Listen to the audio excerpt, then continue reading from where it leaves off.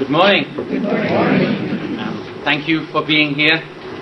It's a joy and a privilege to be with you. Is this mic working okay? Okay, good.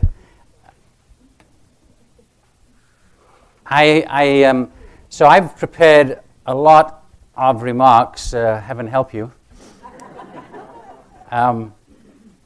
But I would really be, I think what's most interesting about these days is when we have discussion, and even to the point of disagreements. I always tell my students, please disagree with me. It makes life much more fun. So don't hesitate if you have a different take on things. But anyway, any comments, questions that you have, especially if at any point I say something and you find it somewhat confusing, or you just want to discuss it a little more, don't hesitate to wave at me, and we can pause, and it'll stop this barrage of verbiage which is going to be coming at you. I am going to use this PowerPoint primarily for the purpose of when I quote from texts, that you will have the text, because obviously I'll read what the text says, but you might. So if you're just as happy to hear me talk and don't want to bother with that, that's fine. Although there are one or two pictures which are just interesting in and of themselves. So I'm going to begin by by looking at the plan, what it is that I'm planning to do. Basically, what is that, 6 sections? Why study the vision of Francis and his immediate predecessors, some contrasts, Francis' use of the scriptures, a church that is poor, the vision of Francis and the problem of scientific materialism, meaning what is it that Francis is standing against?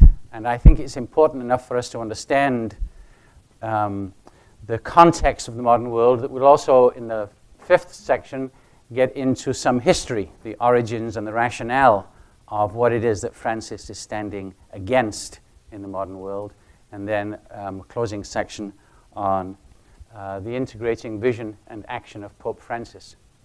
So I'm going to begin with why study the vision of Pope Francis. Why is it we should do this? His vision extends to not only the church and the world and to the interrelation between them, it extends also, as we would expect, to the whole of creation, to the natural world and the universe.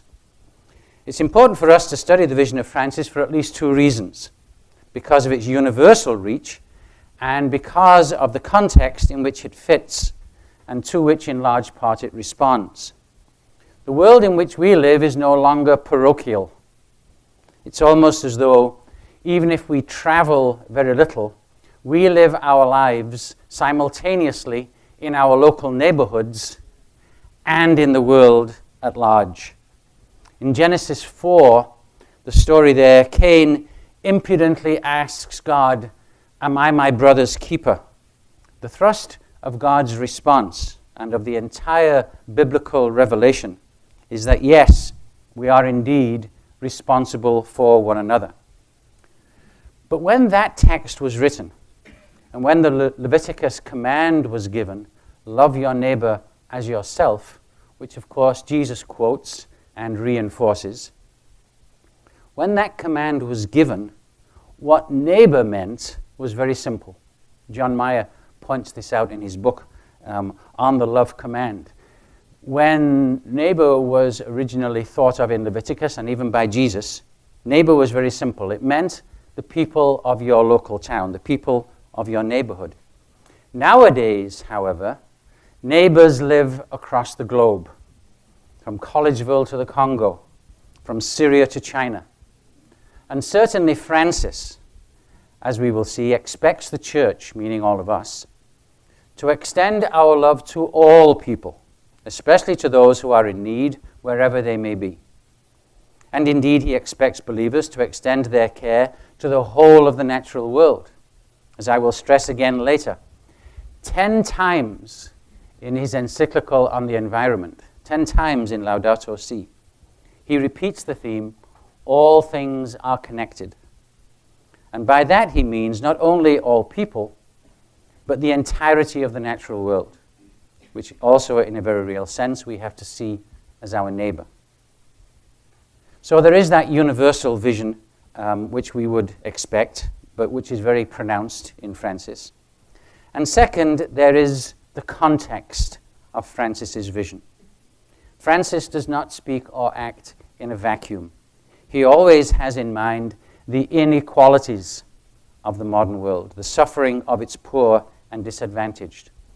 More than that, he also has in mind what I would like to call its guiding myths and philosophies. Action springs from ideas. Ideas are very powerful. Policies derive from philosophies.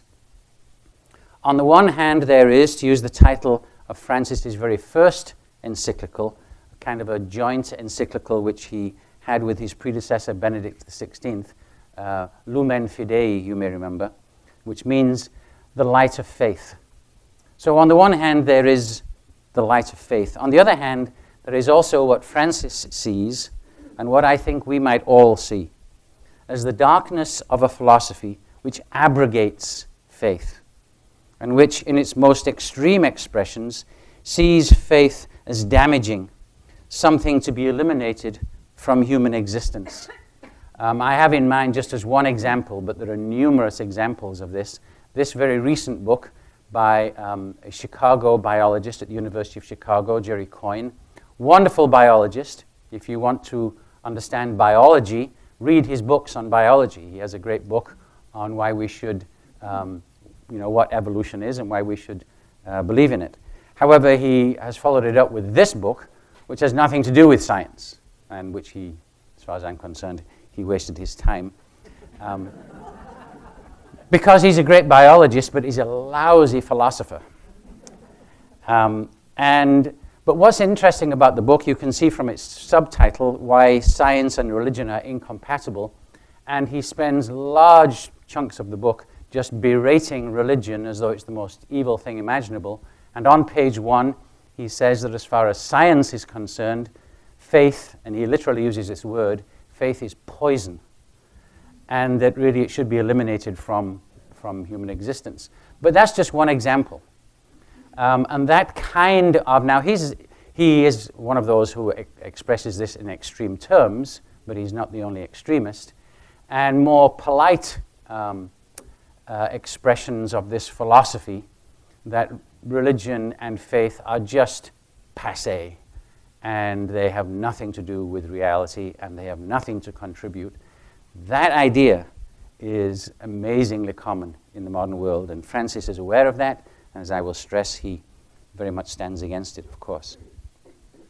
He is well aware in his words and in his actions that he is articulating not only the positive faith of the gospel, he is also articulating, as was Jesus in his words and actions, an alternative way to see God, the world, and human beings from that which is dominant in society at large. The Catholic and Christian vision of reality, which Francis embodies in his inimitable way, does not conform to the vision of reality which the modern world generally presumes. I'll say more about this later, but briefly stated, the difference lies in the fact that in the Catholic vision, the vision of Francis, human beings are children of God and brothers and sisters of one another. And God's love extends to all people, regardless of their origins, their status, their religion, even their moral condition. It also extends to all of creation, the natural world.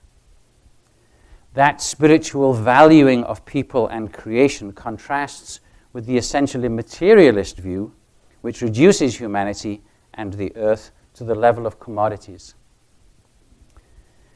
It's the difference between what Martin Buber, a very famous book you may remember from the early 20th century, what Martin Buber referred to as an I-thou, as opposed to an I-it vision, understanding of reality.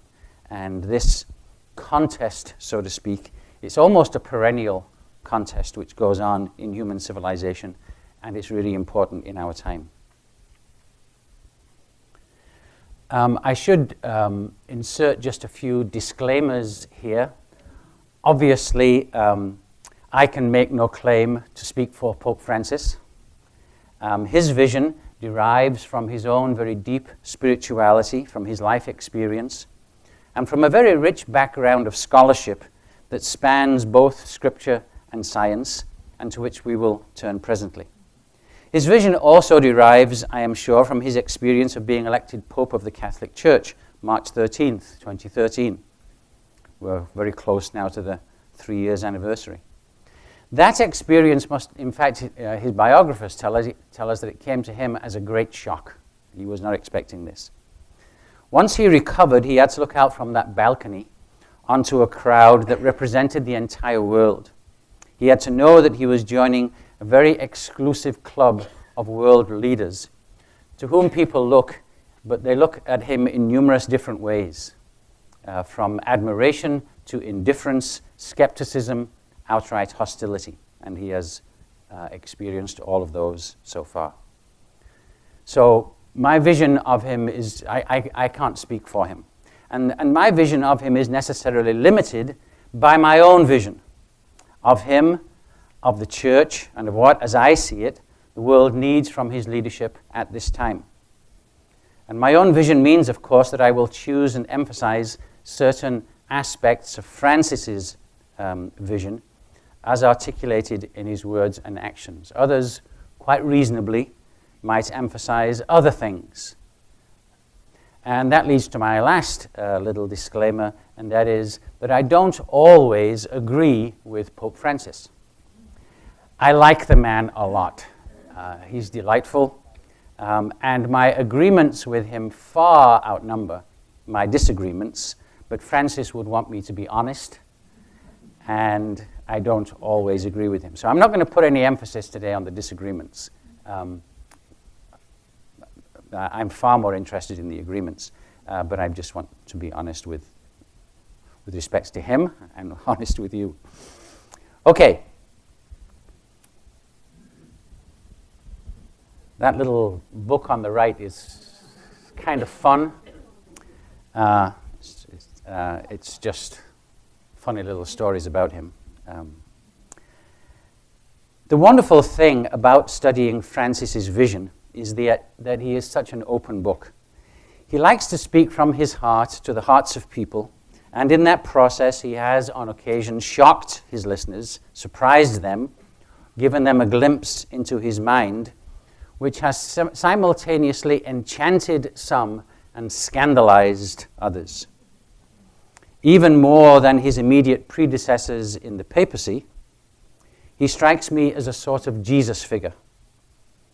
By that I mean that his priority has been to forge a warm bond with people, try to draw them towards God, faith, and the church through personal contact, by drawing them into community with himself. He really is a charming and likable person. I'm sure you will all agree. Nowhere is this more apparent than in his encounter and his public embrace of this man, Vinicio Riva, the man with the tumorous disease. Vinicio, you can easily read of him on the web, of course. In his daily life, he suffers many indignities. He gets on a bus, and it's very common, he tells us, for people just to shun him, avoid him, tell him openly, do not sit next to me. He just regularly encounters this sort of a thing. People look at him and they fear infection. His disease is, in fact, is not infectious. He tells the story of his aunt took him from his town, which is not too far from Rome, to one of those great big crowds where they get to meet the Pope. And he wasn't at all expecting to be anywhere near where the Pope was, but one way or the other, he was in a wheelchair because his disease renders him quite weak, and his aunt was pushing him, and he ended up being near to where the Pope was. And the Pope saw him and immediately headed in his direction. Vinicio says that he was expecting that he would just speak with his aunt, but the Pope made straight for him, and according to Vinicio's account, embraced him tightly and warmly, and it was not just a short embrace. Not a lot of words, from the accounts that I've read anyway, were passed between them, but Vinicio describes himself as utterly transformed by the encounter. He was not in the least expecting this. And this strikes me as something which is very telling about Francis's character, that he would see this man, he would of course know that he's one of those people whom society is not going to immediately and warmly embrace. In other words, he's a man who inevitably faces a certain ostracism in his daily life, and so made for him and embraced him. A kind of a sacrament, I think, of Francis's character. I want to now move on. So that's the picture, I should have done that earlier, of the Pope actually embracing Vinicio. I want to now move on to speak about Francis in relation to his immediate predecessors, John Paul II and Benedict XVI. Both of them were great academics. They were both university professor types, and heaven help you when you get around university professors. They were both deeply conscious of ideas and policies profoundly shaped by a desire for fidelity to doctrine and tradition. John Paul II, of course, was a very charismatic man, charming like Francis in his own way, and he used his charisma to great effect in his relations with governments and religions beyond the church. He opened the church to warm relations with other world religions in new ways. Most dramatically, in 1986, remember, he gathered with world religion leaders at Assisi, and he prayed with them. On matters interior to the church, however, his charisma sometimes turned to severity as he attempted to form the thinking of church leaders and theologians to his own vision of Catholicism. And there were lots of controversies, you may remember, during his papacy. Benedict XVI, having served for years as John Paul II's right-hand man, shared his vision for the need of conformity to tradition within the church. But he was at the same time less open than John Paul II to close relations with other world religions. In 2011, at the 25th anniversary of that gathering in Assisi of John Paul II, Benedict warmly received, of course, leaders of Christian churches and world religions, but they all prayed separately. Since Benedict did not wish to give the impression that differences had been overcome or were not important. Even Francis has not fully returned to the practice of open prayer with other religions, perhaps out of deference for Pope Emeritus Benedict. What is distinctive in Francis over against his two predecessors is in part that he is far less concerned with tradition and orthodoxy. Now, I do not mean by that he is not traditional and orthodox. He is clearly both. He has not changed any doctrine espoused and defended by his predecessors. Those matters, however, do not preoccupy him in the same way or to the same degree.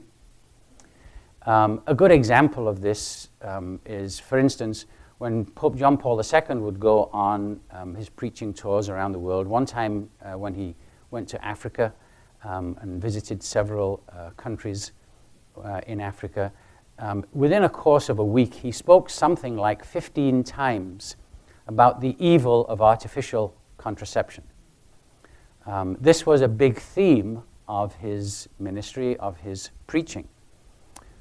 Pope Francis never mentions this topic. He just doesn't.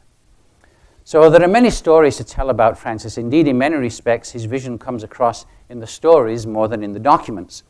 One of the stories that's very telling regarding his attitude about orthodoxy is the famous one, I'm sure you remember this, only shortly after he became Pope on the airplane, when he said of gay people, Who am I to judge? It's worth quoting here from his book, The Name of God is Mercy, about what he meant. He says, on that occasion, he says, I said this: if a person is gay and seeks out the Lord and is willing, who am I to judge that person?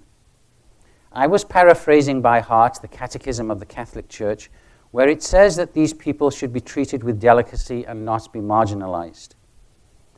I am glad that we are talking about homosexual people, because before all else comes the individual person in his wholeness and dignity.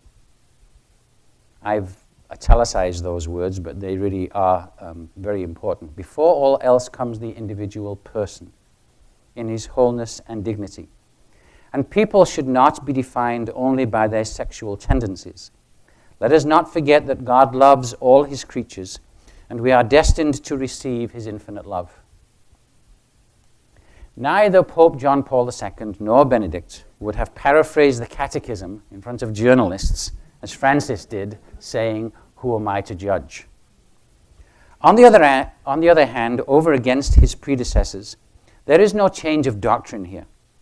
But whereas their teaching had come across as law, slightly tempered by appeals for pastoral care, Francis emphasizes first the individual human person in their wholeness and dignity, which of course includes the particular sexual orientation and lifestyle of an individual.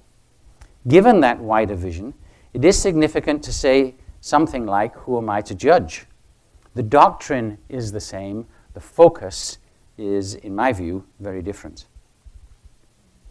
I doubt very much that Francis has any desire or vision for changing church law or doctrine. He strikes me as being every bit as conservative in that regard as his predecessors.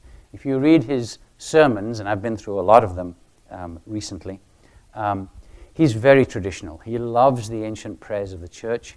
He exhorts people over and over to go to confession. As far as he's concerned, that's not at all passé. He reminds me of the Catholicism I grew up with in the, I'm going to show my age here, 60s and 70s, and 50s for that matter. So he's very traditional in that regard. Nevertheless, he does not want the law to be the face of the church. To the contrary, for Francis, the face of the church must be the love and mercy of God.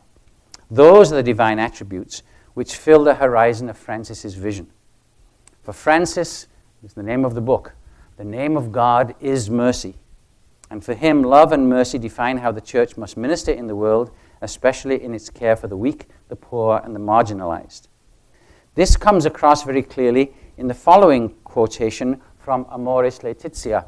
That's the Joy of Love encyclical, which followed on the Synod on the Family.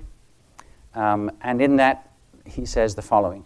In situations of need, and he has just given the example of a single mother raising a child, the church must be particularly concerned to offer understanding, comfort, and acceptance, rather than imposing straight away a set of rules that only lead people to feel judged and abandoned by the very mother called to show them God's mercy. Rather than offering the healing power of grace and the light of the gospel message, some would indoctrinate that message. Very strange word for him to use in some respects. Some would indoctrinate that message, turning it into dead stones to be hurled at others. Those last words are a strong indictment of those who, as Francis sees it, put too much emphasis on church law and ethics. Notice again the primacy of the person, in this case, a single unmarried mother.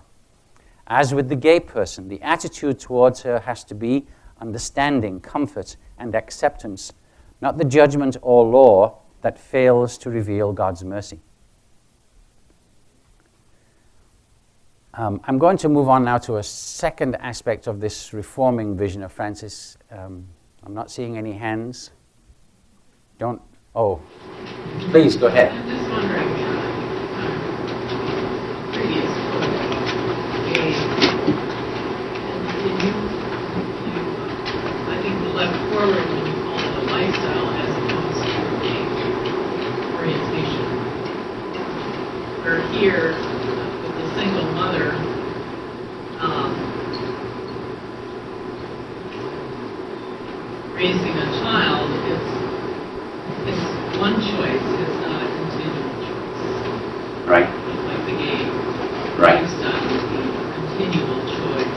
Is he making a distinction between those two? No, and it's quite clear when he speaks about the situation of gay people that he's saying that they must be counseled. And, since he hasn't in the least way changed the doctrine or suggested that the doctrine should be changed, it's clear that he has in his mind, I think, that you're trying to help them not to live that lifestyle. But he doesn't say that as such. And he continues to emphasize the person must be respected and loved as they are. So it's precisely because of that ambiguity that some people are upset with him.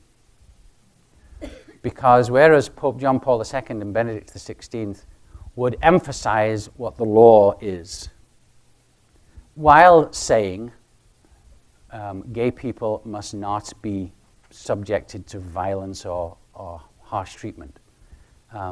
But they did, and in fact in the case of Benedict, of course, both as prefect for the Congregation of the Doctrine of the Faith and then as Pope, he was responsible for those documents.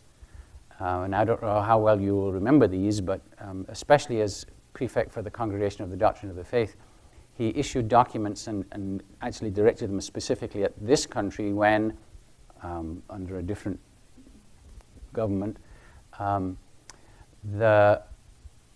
in lots of places, laws were being passed lifting any kind of, discrimination against gay people, saying, no, you cannot discriminate on the basis of housing, teaching, jobs. You cannot discriminate against gay people in such circumstances. Benedict wrote about that and wrote to the bishops and said, you must stand against such legislation.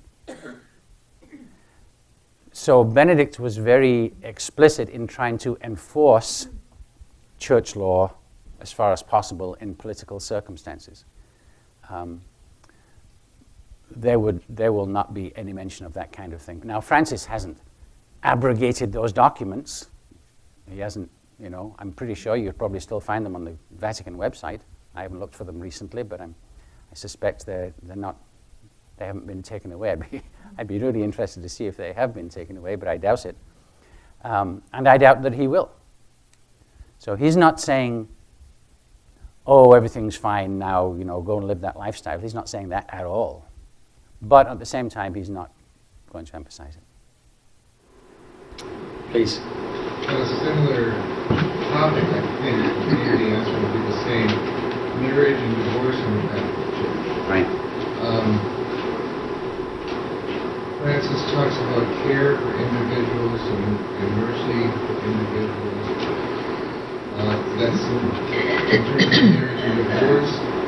There has not been any doctrinal change in the church that I'm aware of. But it seems to me, I am aware that a little bit open somehow that people facing this issue of remarriage after divorce in the Catholic Church have been encouraged to at least ask the question of their bishop, and we're encouraged to do that before. Is that because of Francis's vagueness by not coming up with or will this eventually become doctrine?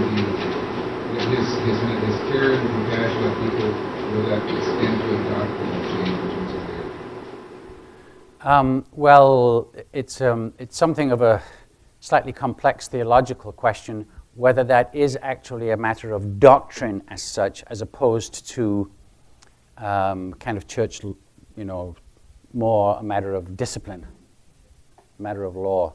Francis, far more than Benedict would have done. And Benedict was, on these matters, even during Pope John Paul II's papacy, was very much the kind of the guiding light, especially in the latter half of John Paul II's papacy when he became very sick. So Benedict took a lot of emphasis off of personal conscience. Francis puts a lot of emphasis on personal conscience. So specifically on the issue that you raise about, divorced and remarried Catholics, and obviously we're speaking of a situation where they're remarried without benefit of an annulment. He has emphasized in that context the primacy of conscience. And so I think that what comes across then is that he's saying to them, well, if in your conscience you are in a right relationship with God and therefore you believe that you can receive communion, I'm not going to tell you no. Now, he hasn't said that last part as such, but he emphasizes conscience. And he says to especially priests, he has a number of conferences with priests, and he talks with them about confession a lot. And he emphasizes the need for mercy and understanding of people's individual situations. And he does that to such just so much that that's what's making more cautious, one might say conservative members of the hierarchy very nervous. Please. I'm looking forward to the part of your presentation about his opposition to scientific materialism. Right. But I'm really struck by how so far what we're hearing is sort of his opposition, or at least different direction And his predecessors. Well, and the larger Catholic Church. Because it seems to me that when I encounter people in my ministry, while to some extent people are shaped by scientific materialism, and some of what they're coming at me with is that, they're also shaped by a sense of the complacency and destructive practices that have sometimes taken place in the Catholic Church. That they feel alienated not by truths of the theology, but by its distorted implementation. And I'm just wondering, are you going to say anything more than these quotes about to what extent he's operating in opposition to that? Well, I'm wondering what specific things you're thinking of. Are you thinking of the problem of, for instance, child abuse? Are you going there? Or are you thinking more in terms of, supposed hypocrisy just in general? What sort of things are you thinking of that the Catholic Church says something and is not really implementing it or not living it out? Is it like Catholic social teaching? Well, personally, I feel it most deeply with Catholic social teaching. Right. So I will speak of that. I'm definitely going to get to that issue.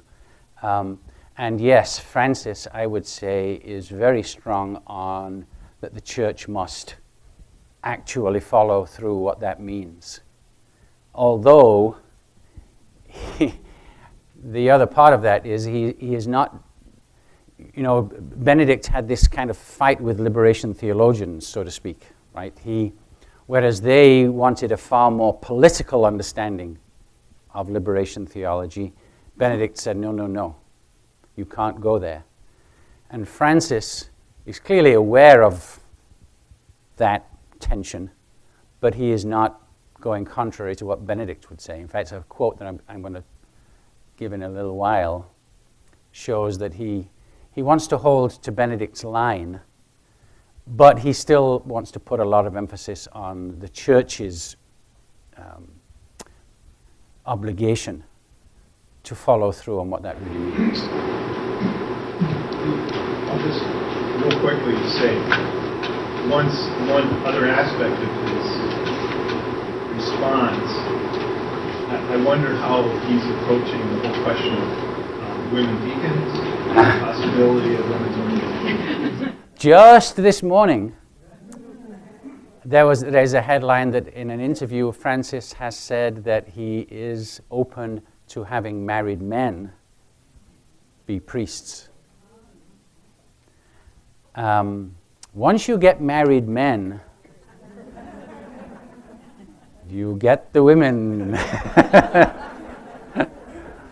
Please.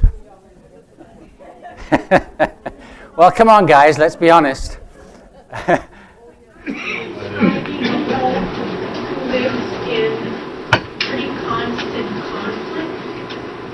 I'm sorry, I missed the first part of what you said.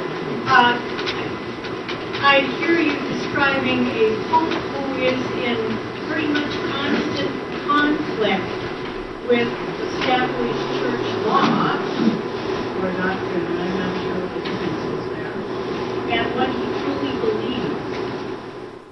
Well, I wouldn't see Francis as himself, within his own mind and heart, having a conflict in that regard. I'll say more about that in a moment. Every pope has conflict. That's just inevitable. That's like being president of the United States. Because you're the center of a divided, in the case of the United States, we're very politically divided. The Catholic Church is even bigger and has even more divisions. So is Francis in that sense in conflict? Absolutely. He's in conflict with the wider world, the whole thing of scientific materialism. He's well aware that parties within the church don't always agree with him. I think he's, within his own mind and heart, at peace with what he's doing. But he is in conflict just by virtue of his position. I'm going to start plowing ahead to the next bit so that we don't get too far behind here. So there is a second, I think, closely related shift of emphasis in Francis's vision, and that has to do with the issue of church reform, meaning reform of the papacy, the curia, and the role of episcopal conferences. The Second Vatican Council was an attempt at such reform. At least it was in the eyes of its numerous contemporaries. I cut my theological teeth many years ago, and I'm going to show my age here, on the documents of the Second Vatican Council in the late 1960s. And I remember distinctly one of my very first theology professors saying with great confidence that the church would never be the same again due to the reforms that were to be put in place. Specifically, he cited that since power was to be devolved to the bishops in their dioceses and to episcopal conferences, he said, in light of that, there might never be need again of another council, since bishops' conferences would update things like liturgy and the application of church law according to local circumstances. Has that happened? It has not happened at all. Paul VI did not initiate those sorts of reforms. Well, they did have episcopal conferences. That got started. And those episcopal conferences did meet, and they started doing some things. So there was a sort of a beginning. But Pope John Paul II and Benedict were very much against giving power to the local church. Under their watch, the governance of the church became more centralized, not less centralized.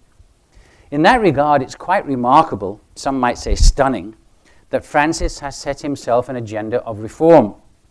This is clear in an important section of Evangelii Gaudium when he says the following, and this is going to be a slightly long quote. Whoops, where am I here?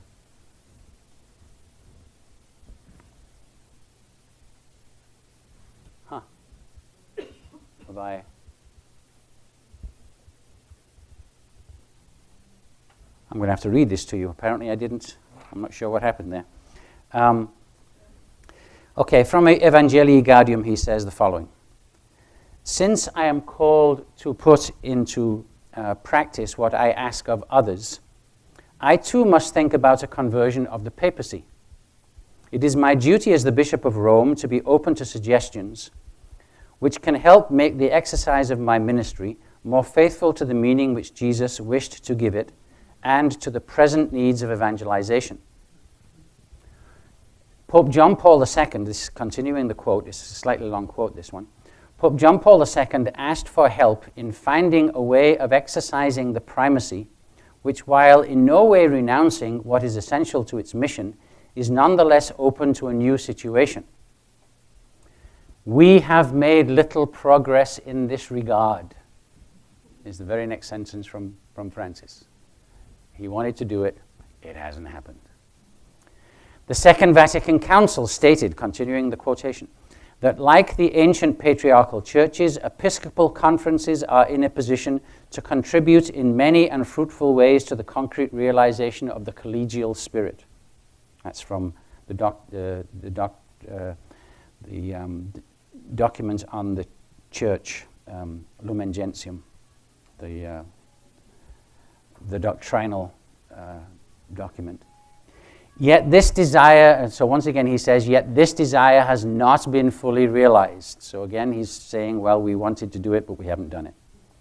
Since a juridical status of episcopal conferences, which would see them as subjects of specific attributions, including genuine doctrinal authority, has not yet been sufficiently elaborated. So he says, that was the vision, it hasn't happened. And he ends the quotation with this, well, he continues, excessive centralization, rather than proving helpful, complicates the church's life and her missionary outreach. So he doesn't want excessive centralization, but he's going to have an awfully hard time changing that.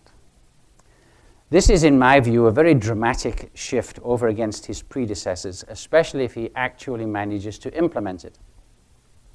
John Paul II recognized the need for the reform of the papacy, but he never pursued the idea. We will have to see whether Francis has the heart for it and whether or not he can succeed. There is a new book, and again, I thought I did. I don't know what I did here. Well, weird. There you go. Life is strange. Anyway, there is a new book. Liturgical Press is going to be publishing just in April. It's by a man called Rico D'Ambrosio, if I'm remembering the name correctly. Certainly I've got the last name correctly, D'Ambrosio. It's about church reform, and its major title is, Will Francis Be Able to Pull It Off? And I haven't read the book yet. It won't come out until April, but I've ordered my copy. So we can spend some time on that issue. For now, I think that we probably should stay focused on Francis's application of the vision of mercy and his insistence that individual persons in their concrete realities, especially when those realities involve pain, poverty, and estrangement, have to have priority over law and doctrine. Given that focus, it's hardly surprising that one of Francis's favorite texts is the story in John chapter 8 of the woman caught in adultery. To her accusers, you'll remember the story. Jesus says, "Let the one who is without sin cast the first stone." Francis returns to this text over and over. So Jesus says to them, whoever is without sin, throw the first stone. And then the text of John says, and they all began to leave, beginning with the eldest. And I think in a room of gray hair here, we can all appreciate that. What Francis sees in Jesus is the primacy of love and tenderness. He's sitting with the tax collectors and sinners and becoming their friend, inviting them to experience the kingdom of God in the community of disciples. Another of his favorite texts is those occasions, and they only occur actually in Matthew's Gospel, although the stories occur also in Mark and in Luke. One of the stories is simply the one of where he sits and eats with tax collectors and sinners. It's right in Mark chapter 1. And the Pharisees and collectors complain. And in Mark and in Luke, you have Jesus saying, it is not the healthy who need the doctor, it's the sick. And then in Matthew at that point adds, remember the text, I desire mercy, not sacrifice, which is a quotation from Hosea chapter 6, verse 6. And similarly, in a later story, Jesus and the disciples are on the Sabbath day going through the wheat fields, remember, and they start grabbing ears of wheat. And, they do that thing. Have you ever done this? It's really fun. You rub the ears of wheat between your hands like that, and it separates the chaff from the kernels, and you just go, and the chaff blows away. And you're left with these little black nuts. You ever done that? It's really fun. Anyway, that's what the disciples were doing, but they were doing it on the Sabbath day, and it's a little weird that you get Pharisees appearing in the middle of a wheat field on the Sabbath day to complain about it. And again, Jesus defends them, and in Matthew's gospel adds the reference to, "It is mercy I desire, not sacrifice." Well, Francis loves that text. And to me, it's very telling of him that he loves that text. As far as he's concerned, that's what you need to learn from Jesus. Another text that he loves is in the story of Luke chapter 7, where Jesus encounters the widow whose son has died, and they're taking him out for burial. And Jesus then is described with the Greek word splanknidzomai, which means has compassion. That's the kind of the regular, or has mercy, feels sorry for. And Francis, he did advanced theological education. He clearly knows some Greek. He quotes, and actually has Greek script, splanknidzomai, and goes into the derivation of the word. Splanknidzomai is from the Greek word splankna, which means guts. And it means, a visceral feeling of sorrow for this woman. And he emphasizes that and goes back, in fact, in one time when he describes this, to the fact that also in the Old Testament, the prophets use of God the Hebrew word rachamim, which means, again, it's usually translated compassion, but a rachem is a womb, the womb from which a mother births a child. And again emphasizes that's mother love. It's that deep, visceral compassion which God feels, which Jesus feels, and that clearly is Francis. That's what he loves that text. So that brings me to now speaking about Francis's use of the scriptures and his focus on a church that is poor. When Pope Francis reads the Bible, and especially as he selects and interprets texts as illustrations of his theology and of how he believes the church must function in the world, he clearly looks for passages and themes that reflect how Jesus functioned in relation to tax collectors and sinners. Francis was educated in science, and he had a little bit, I'll talk about that briefly in a moment, but he also did advanced studies, far more sophisticated studies in theology. And he brings all of that sophistication to his interpretation of the scriptures.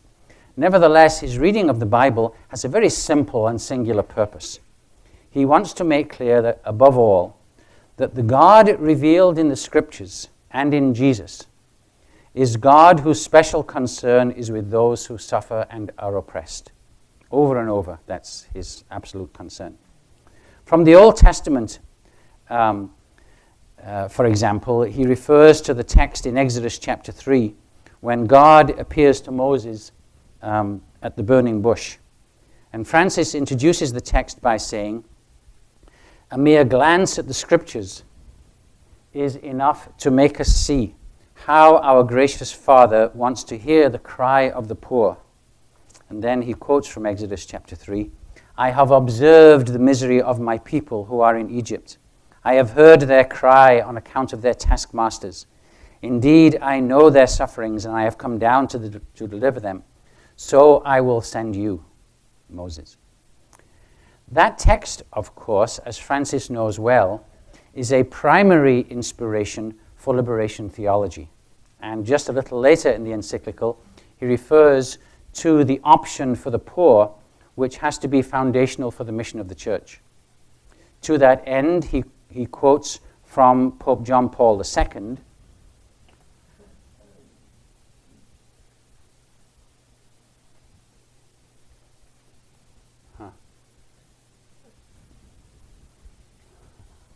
I wonder if I'm in the wrong... I identified the wrong thing. I'll fix that when we have a break. No problem. It's okay. But anyway, some of the slides are going to be missing here. He quotes from... I apologize, I'm a little distracted. He quotes from Pope John Paul II, who described the option for the poor as having, quotation from John Paul II, a special form of primacy in the exercise of Christian charity to which the whole tradition of the Church bears witness. That's from Solicitudo Rei Socialis, care for the social situation. And Francis then continues, having quoted from John Paul II, that is why, says Francis, I want a church that is poor and for the poor. Now, what does he mean by that? What does he mean by he wants a church that is poor? When he says that, he clearly does not mean that he wants either believers or the institution to be destitute. That's not what he has in mind. To the contrary, he wants the church, all of us, to be in the forefront of rescuing the poor, the disadvantaged, refugees and immigrants, from the grinding indignity of poverty and destitution. On the other hand, he does quite seriously mean that he wants a church that is poor. The meaning of this, says Francis, is that we must have the mind of Christ toward the poor and the disadvantaged, and so also towards one another generally. Now, the mind of Christ is a reference to St. Paul in Philippians chapter 2, verse 5, who tells believers, have among yourselves the same attitude that is also yours in Christ Jesus, who though he was in the form of God, did not regard equality with God something to be grasped. Rather, he emptied himself, taking the form of a slave, coming in human likeness and found in human appearance, he humbled himself, becoming obedient to death. Francis reinforces this notion by quoting other prominent texts, both Old Testament and New Testament, that vividly emphasize the primacy of the option for the poor. He quotes from both Deuteronomy chapter 15 and Sirach chapter 4 to the effect that if we turn away from those who are in need, then God will hear their cry, as in Exodus chapter 3, and we will incur guilt, as did the Egyptians. Francis, though always eager to stress the mercy of God, does not hesitate to use harsh language when it comes to those who either are indifferent to the devastation of something like global warming and the devastation of the earth, or who are callous in their attitudes to people in need. So he quotes, for instance, from 1 John chapter 3. How does God's love abide in anyone who has the world's goods and sees a brother or sister in need and yet refuses to help? And he follows that immediately with the strong words of the letter of James. The wages of the laborers who mowed your fields, which you kept back by fraud, cry out. And the cries of the harvesters who have reached the ears of the Lord of hosts. A church that is poor has a second closely related meaning for Francis. Action for those in need has to be guided by a proper understanding of human beings, of who and what they are. For the church, the option for the poor, he says, this kind of gets to your question earlier, for the church, the option for the poor is primarily a theological category, says Francis, rather than a cultural, social, political, or philosophical one. What he means by this is that the church, meaning believers, must see the poor, migrants, refugees, not primarily in terms of their social standing or the economic and political challenges they pose. Primarily, we are to see them through the eyes of God, the eyes of faith. When it comes to caring for one's brothers and sisters, politics has no place. I am not so naive, and certainly Francis is not, as to imagine that the question of poverty or of refugees and migrants flooding across borders does not have enormous political implications. Francis's point, however, is that for the church, politics not only does not have priority, but politics must be guided by the priority of seeing those who suffer and are in need as God sees them, and therefore as faith sees them. When social and economic structures are oppressive toward the poor, therefore, it is the church's responsibility to stand against those oppressive structures. But Francis does not, of course, think that the church can enforce policy on governments. He simply thinks that whether we like it or not, we're all sisters and brothers. The church cannot enforce policy. Its primary role is to witness that we are responsible for one another. This comes out forcefully in the homily which Francis preached on the occasion of his visit to the Italian island of Lampedusa in July of 2013, again just a few months after he became Pope. He went there, you will remember, after a large number of refugees drowned when their boat sank. They're coming from North Africa, of course, and trying to get to Europe. Lampedusa is just, fairly close to the Libyan and other coasts there. In the homily which he preached, so he did preside at a Eucharist, and he preached a homily, and he took as his major text Genesis chapters 3 and 4, and the two questions which God addresses to human beings. You remember the first question God addresses to Adam and Eve, where are you? After they have, the story which we read just a little while ago, beginning of Lent, when they rebel against God, and then they hide themselves because they eat the fruit, and God comes to the garden looking for them and says, where are you? That's the first question. And the second question is to Cain in Genesis chapter 4, after Cain kills his brother. And God says to Cain, where is your brother? It's worthwhile here to quote Francis at a little bit of length. So there are going to be 2 slides on this. Adam, where are you? This is the first question which God asks humans after their sin. Adam, where are you? Adam lost his bearings, his place in creation, because he thought that he could be powerful, able to control everything, to be God. You remember that the temptation to Eve was, you shall be like gods. Adam, by the way, was right there when that happened. But anyway, that's Genesis chapter 3. Harmony was lost. Humans erred, and this occurs over and over again also in relationships with others. The other is no longer a brother or sister to be loved, but simply someone who disturbs my life and my comfort. God asks a second question. Cain, where is your brother? The illusion of being powerful, of being as great as God, even of being God himself, leads to a whole series of errors, a chain of death, even to the spilling of a brother's blood. God's 2 questions echo even today as forcefully as ever. How many of us, myself included, have lost our bearings? We are no longer attentive to the world in which we live. We don't care, we don't protect what God created for everyone, and we end up unable even to care for one another. And when humanity as a whole loses its bearings, it results in tragedies like the one we have witnessed. A church that is poor means believers having a theological vision in their understanding of reality. It is only in light of such a vision that Francis is able to say that the poor, he says, oh my goodness. Yep, I got the wrong attachment here somehow.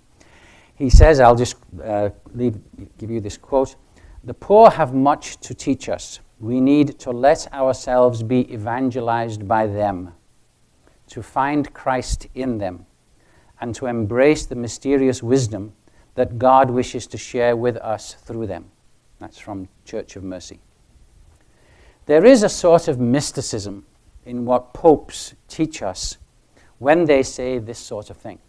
Now, I say popes in the plural, referenced in many popes, of course, and specifically I'm referring here, of course, now to the Catholic social teaching, which goes back, as it is usually described, to the pontificate, so I guess I do have that slide, of Pope Leo XIII, and his encyclical Rerum Novarum, when he reacted to the industrialization of the 19th century and the abuses which it brought, both in terms of the abuse of the rights of workers and totalitarian views of property rights.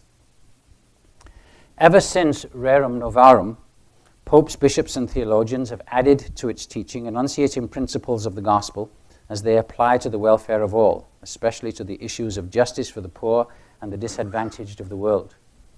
In the great tradition of Catholic social teaching, there is a sort of powerful, practical mysticism that does not so much prescribe what we are to do as to bear witness to a vision of human beings in relation to God and to one another. From this vision, we cannot derive precise policies, but we can discern priorities and in the process gain essential guidance for action. In order more fully to understand Francis's vision of mercy and compassion, we need also to understand the context of the modern world, the contrary vision which he sees himself as combating, and therefore the great need of the present time for a renewed turning to Catholic social teaching as articulated by Francis. So I want now to move on to the vision of Francis and the problem of scientific materialism, but I'm thinking this also is a good time perhaps to pause and see if there are any questions. If not, I'll just plow ahead. We've been at it now a little bit over an hour. If you need to kind of stretch or whatever, it might be a good idea. Feel free. Get some more coffee. Any thoughts, questions? Please, Greg. Going back to... It's not an official break, but please feel free to move. Going back to love your neighbor as yourself. Right. I found in my work with others that loving yourself is really a tough thing to do. And then you come a little later and saying the focus is mercy rather than sacrifice. Right. And I've heard in many different ways that unless we take up our own cross, or many crosses, and sacrifice ourselves, self-denial, all kinds of things like that, right, that we really are not contributing to Christ's message of loving others. So it seems to me in my mind conflicting in that, don't start taking care of yourself. Right. I mean, this is not necessarily Trumpian, we're all going to be isolating in some way or form, but really loving yourself. Right. And that, how do you adjust that? Well, in Scripture and in the spiritual tradition of Christianity, there's no conflict usually seen between love your neighbor as yourself, and that therefore you do indeed have to. You have an I remember many years ago now. Some of the first spiritual direction I received, the priest emphasizing, your first obligation is to love yourself. Because if you don't, you can't love others properly. But there's no conflict between doing that and making sacrifices which are not easy for you to do. Like give up candy for Lent, or, give a certain amount of your money to those who are in need, or volunteer, when it's hard to do so, or whatever sacrifices that it is that we make on behalf of others. That's consistent with love of self because it's a matter of seeing oneself properly in relation to God and others. So, Francis properly emphasizes God's outgoing love for human beings, for the whole of creation. And these days, we would want to very strongly emphasize that creation itself is an expression of the outgoing love of God.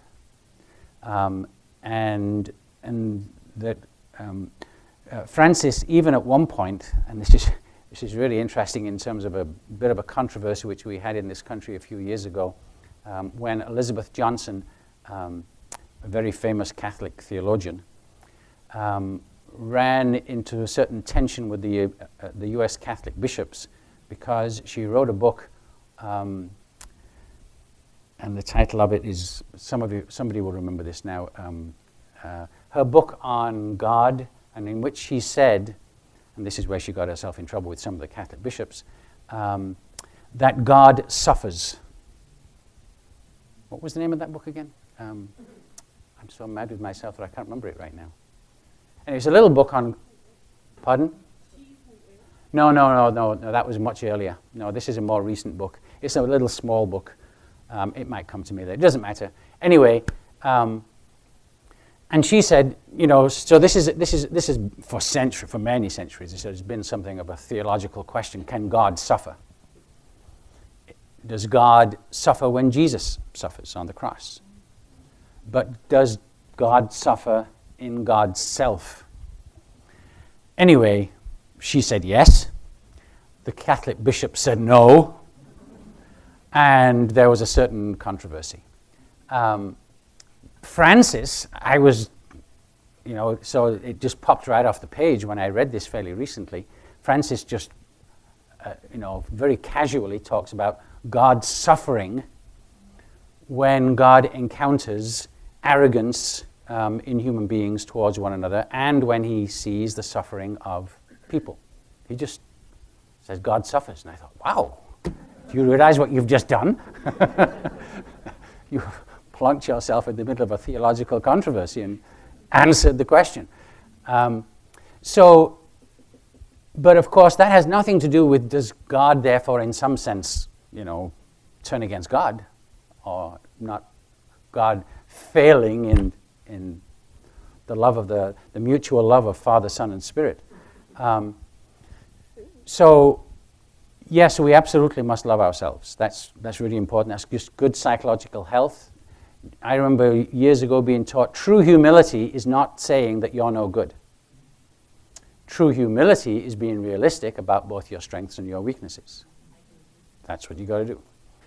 And that enables you to love others. And so we've all got to strive for that. But do we therefore make sacrifices and it hurts? Sure, on occasion. But not in the sense that you're punishing yourself and you're in pain. In fact, to the contrary, the things that we do for one another should ultimately bring us joy. But I'm actually getting into an area which it's not my strength here. Peg, please, help me. There you go. The Quest for a Living God. That was the one. That's the book. Yep.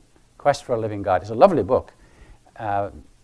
Totally delightful, but the bishops found it a little bit, in their point of view, a little bit less than orthodox, especially because it said God suffers. And any other immediate thoughts or questions? So I'm going to, if you're ready, start into this next section. We'll certainly have to continue it after a break. I believe at 10:30 we're going to have an official break. Correct? Am I right about that? But do feel free to stretch yourselves or get coffee, whatever. In fact, if I may.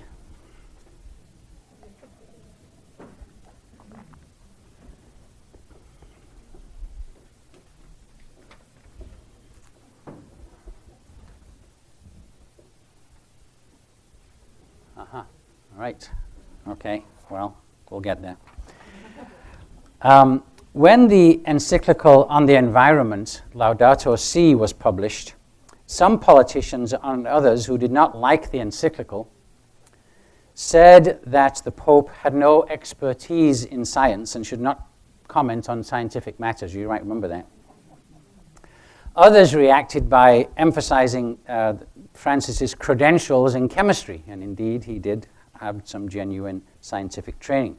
But they went a little bit overboard and claimed that he had a master's degree in science, which was not quite true.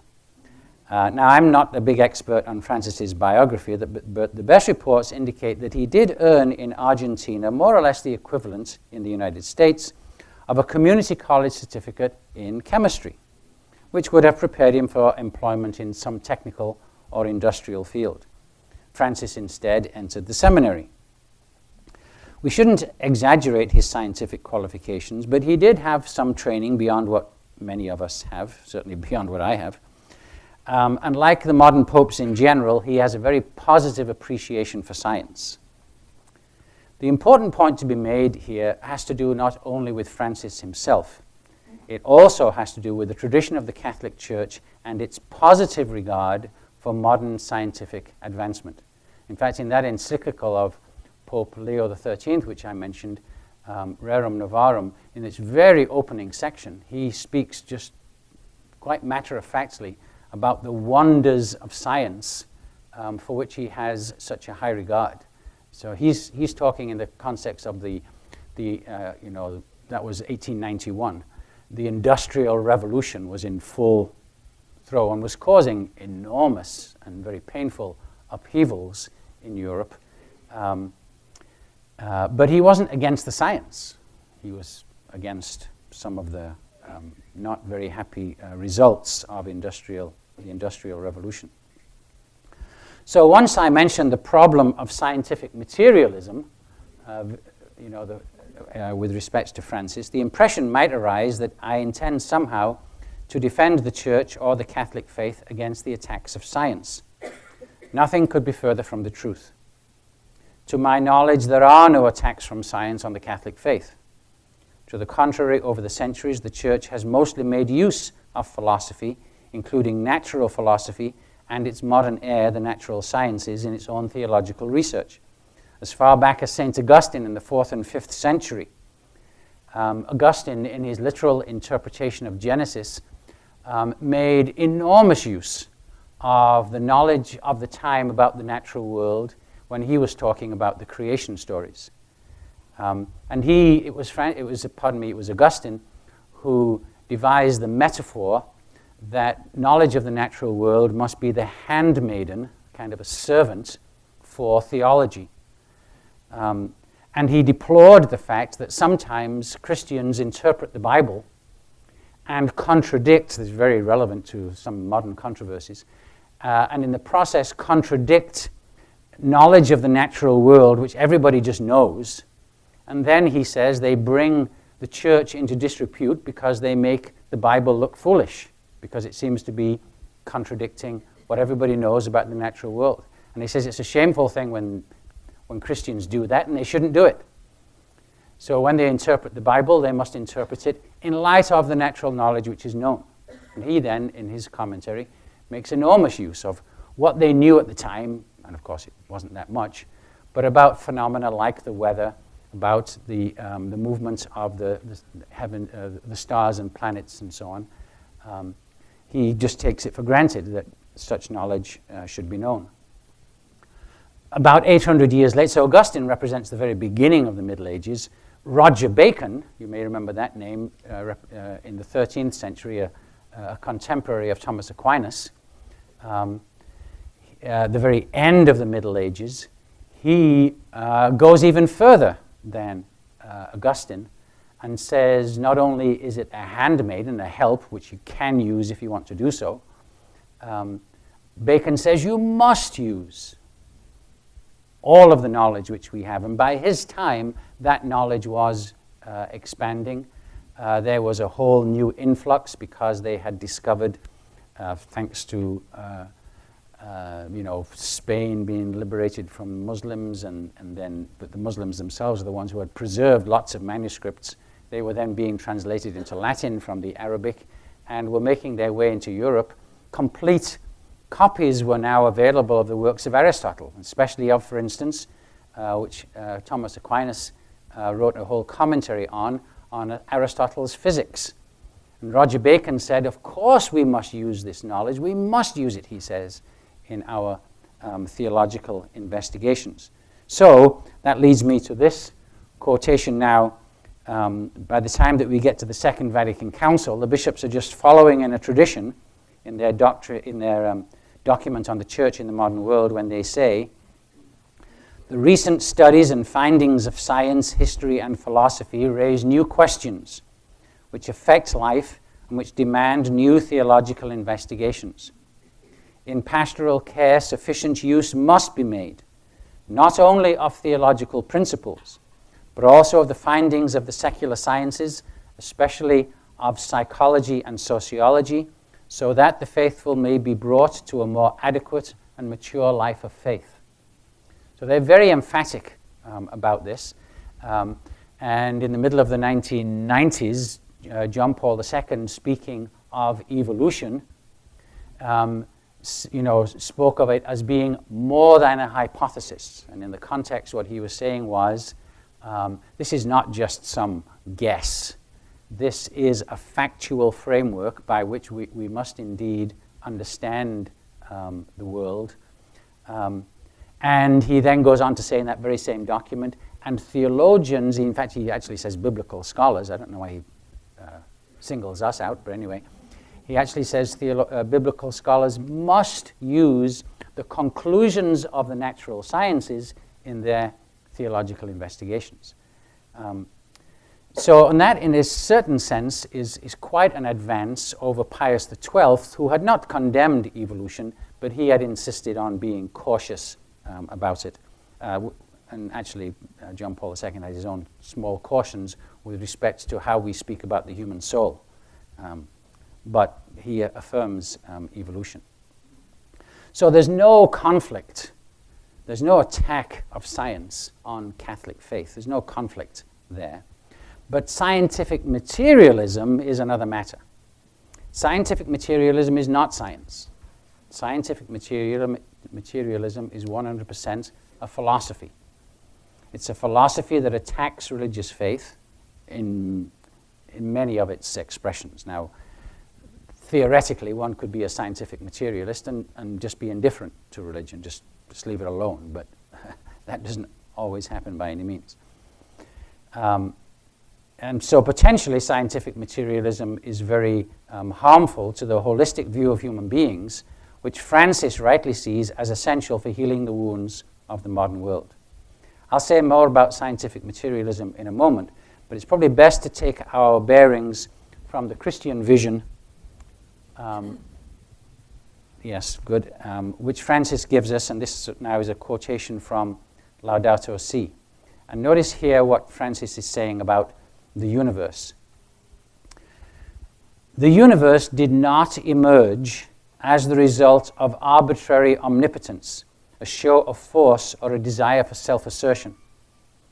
Creation is of the order of love.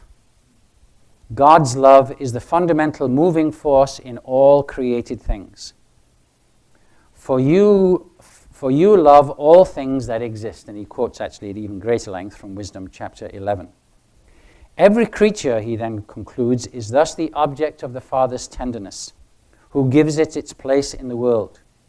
Even the fleeting life of the least of beings is the object of his love, and in its few seconds of existence, God enfolds it with his affection.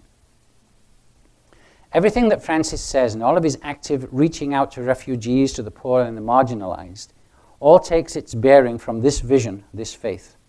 The same is true, of course, of the entirety of Christian faith. What Francis articulates here properly echoes the view of reality which stands behind the parables of Jesus.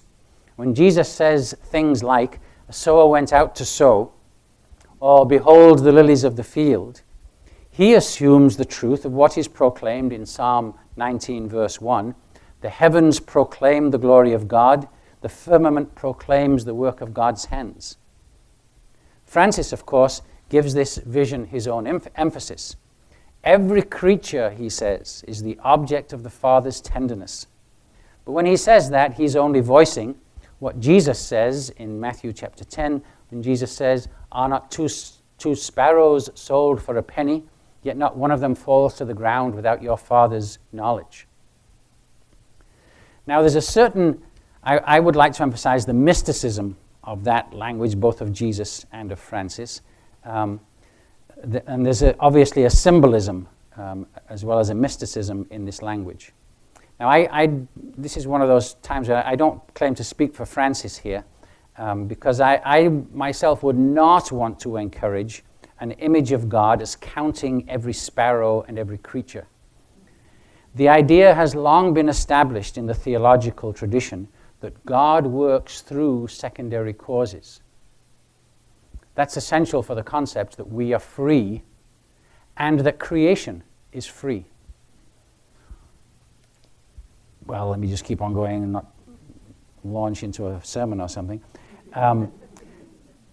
So God tells the earth, for instance, in Genesis chapter 1, he says, let the earth bring forth flowering plants, right?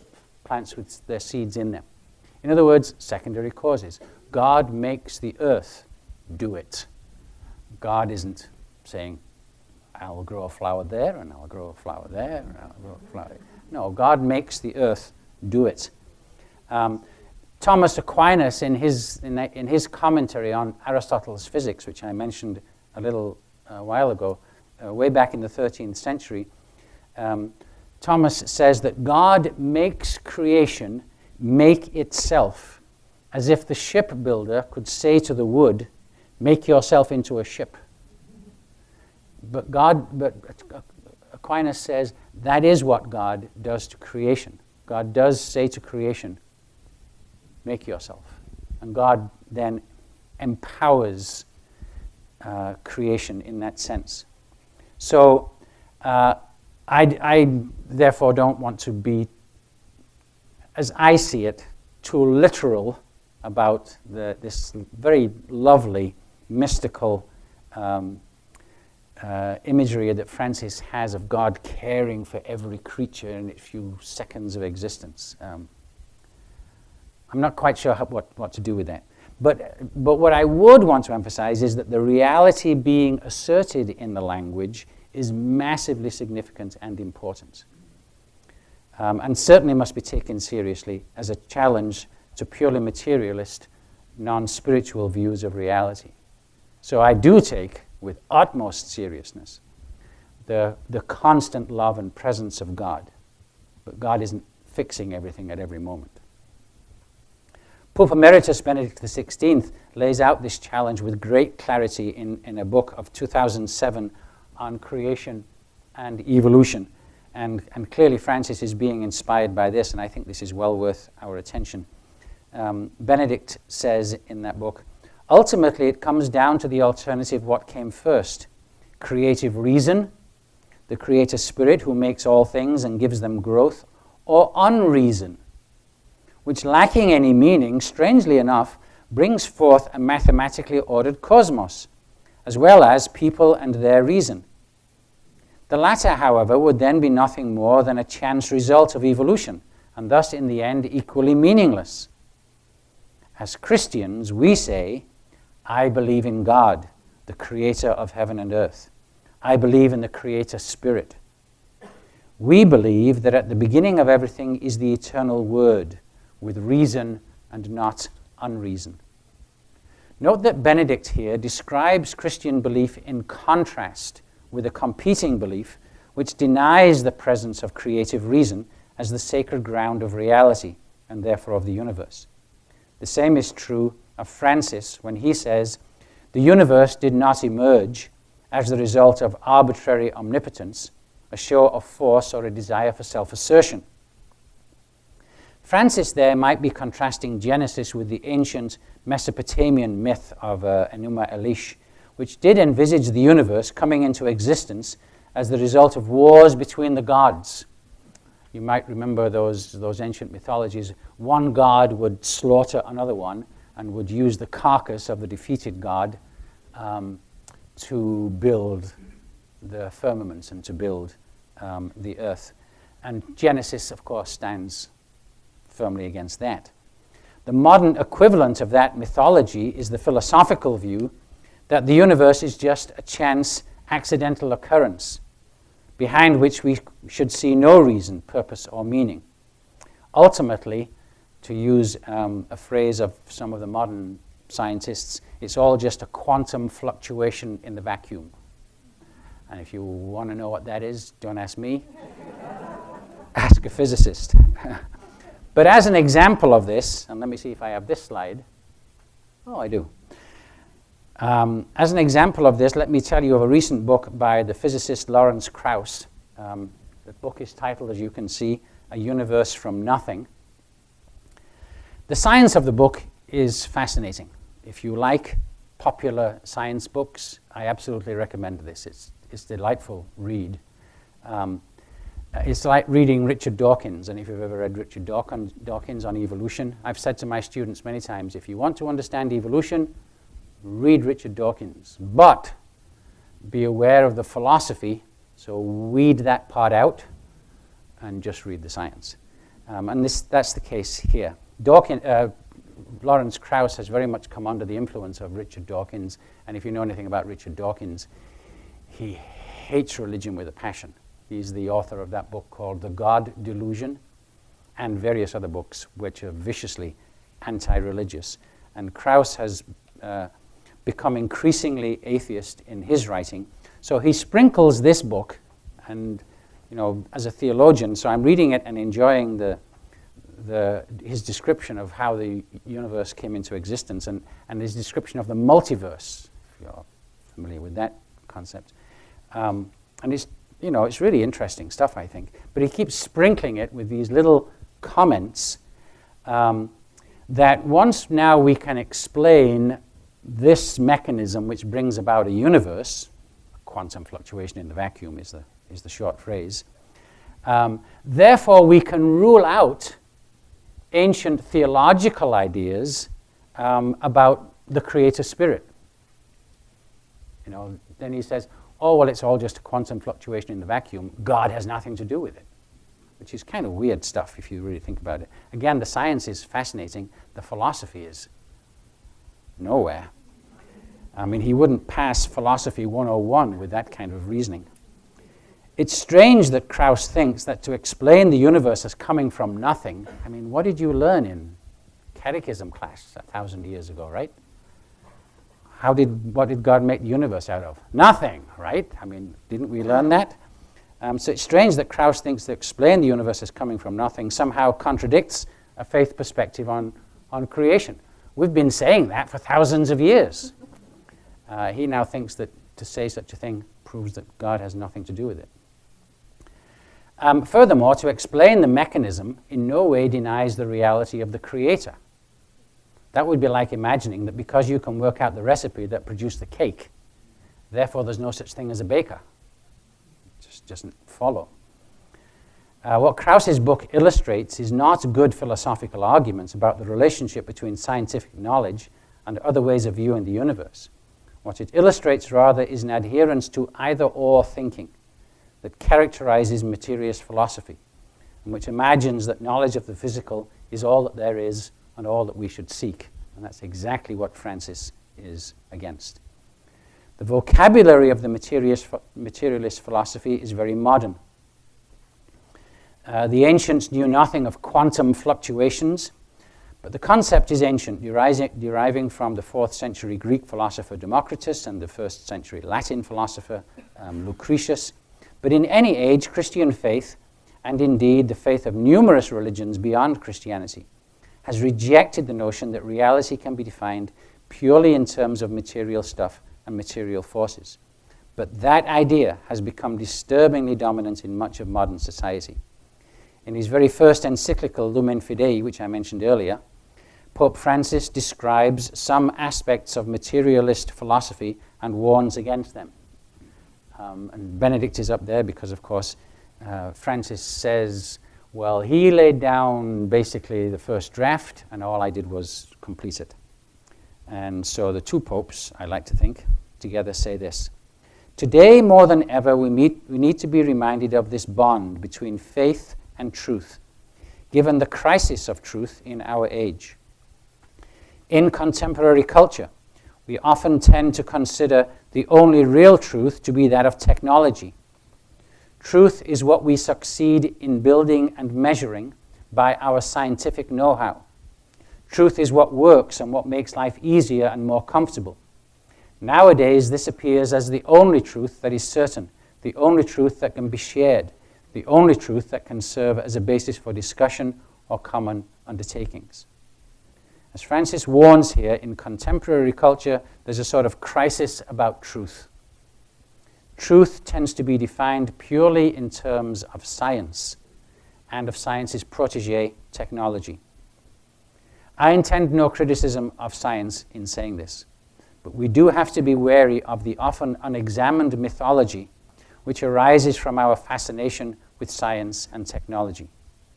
In order to understand the importance and the weight of Francis's vision, we need to see its context more clearly. We need to delve into a little bit of history.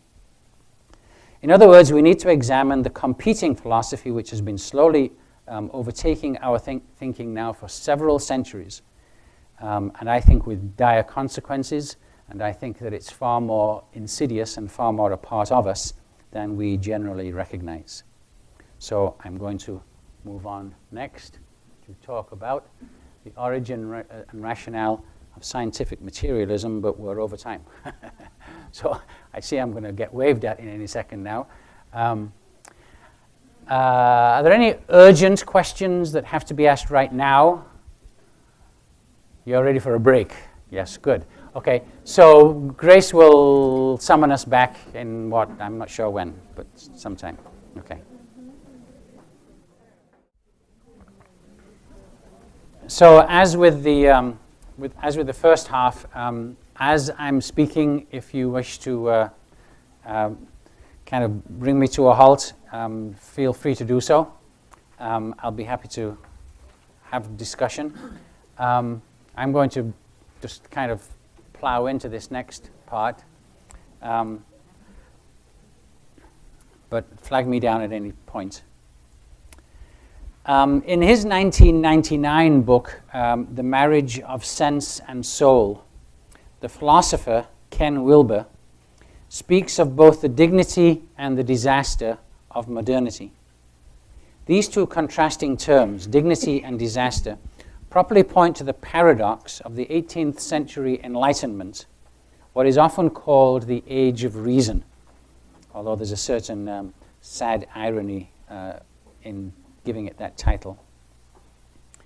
It's the 18th century Enlightenment most especially. You know, obviously we could think in terms of the Renaissance, the Reformation, but it's the Enlightenment in the 18th century with the rise of modern science and the rise of modern philosophy, which has given us what you and I call the modern world. And in generally, we mostly think of the dignity, the advantages of modernity, and quite properly we should do so. Prior to the 18th century, there was no electric light. It's nice having that, right? Refrigerators, air conditioning, central heating, iPods, smartphones, jet aeroplanes, all the conveniences of modern technology all come out of modern science. But also before the 18th century, there was really no such thing as democracy, as you and I would understand it, and the establishment of individual human rights. Women were presumed to be not just physically weaker than men, they were presumed to be intellectually inferior. And so they could not vote and had very few protections under the law, and obviously were very rarely in leadership positions in society. Prior to modernity, slavery was just practiced. Even within Christianity, slavery was practiced. Overcoming these evils of the pre-modern period is what Ken Wilber properly calls the dignity of modernity. With respect to the expansion of knowledge in this era, the great dignity of modernity was the differentiation of spheres of knowledge: art, aesthetics, empirical science, and religion, morals. Now think of these as kind of major, large, broad fields of our cultural knowledge: art, aesthetics, empirical science, religion, morals. In the Middle Ages, these spheres of cultural value were undifferentiated, and they were almost exclusively controlled by the church, supported by the local prince or king. In fact, of course, in those days, church and state were themselves not differentiated. It took the American Revolution and the terrible bad manners of throwing out the British to get to a point of the differentiation of church and state. The church itself, embodied in the papacy, was a major political power. A great example of this was dear Pope Julius II. He wielded church power with with considerable political and even military force. He was known as the warrior pope. He extended by military force the papal states. He was about as diametrically opposed in character to the gentle and loving Francis as anyone can imagine. As a great power, the Church in the Middle Ages was a sponsor of the arts and sciences, but this also meant that it controlled art and science, as it also attempted to control government.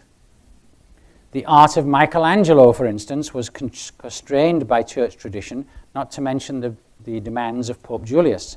Pope Julius said to Michelangelo, "I want the Sistine Chapel ceiling painted. Get it done." And Michael wasn't what he preferred to do, but Pope Julius said do it, so he had to do it.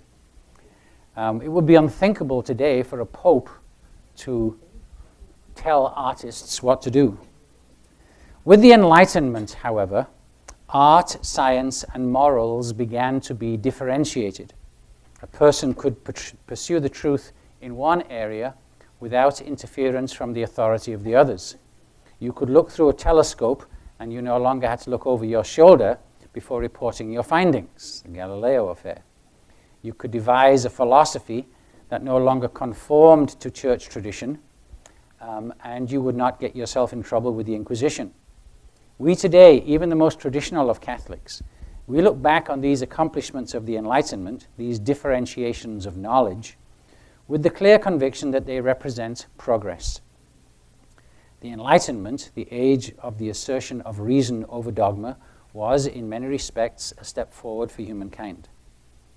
With all of these accomplishments, why speak of the disaster of modernity? These become apparent. Right, okay, well, I think we're doing all right here. But my slides are weird.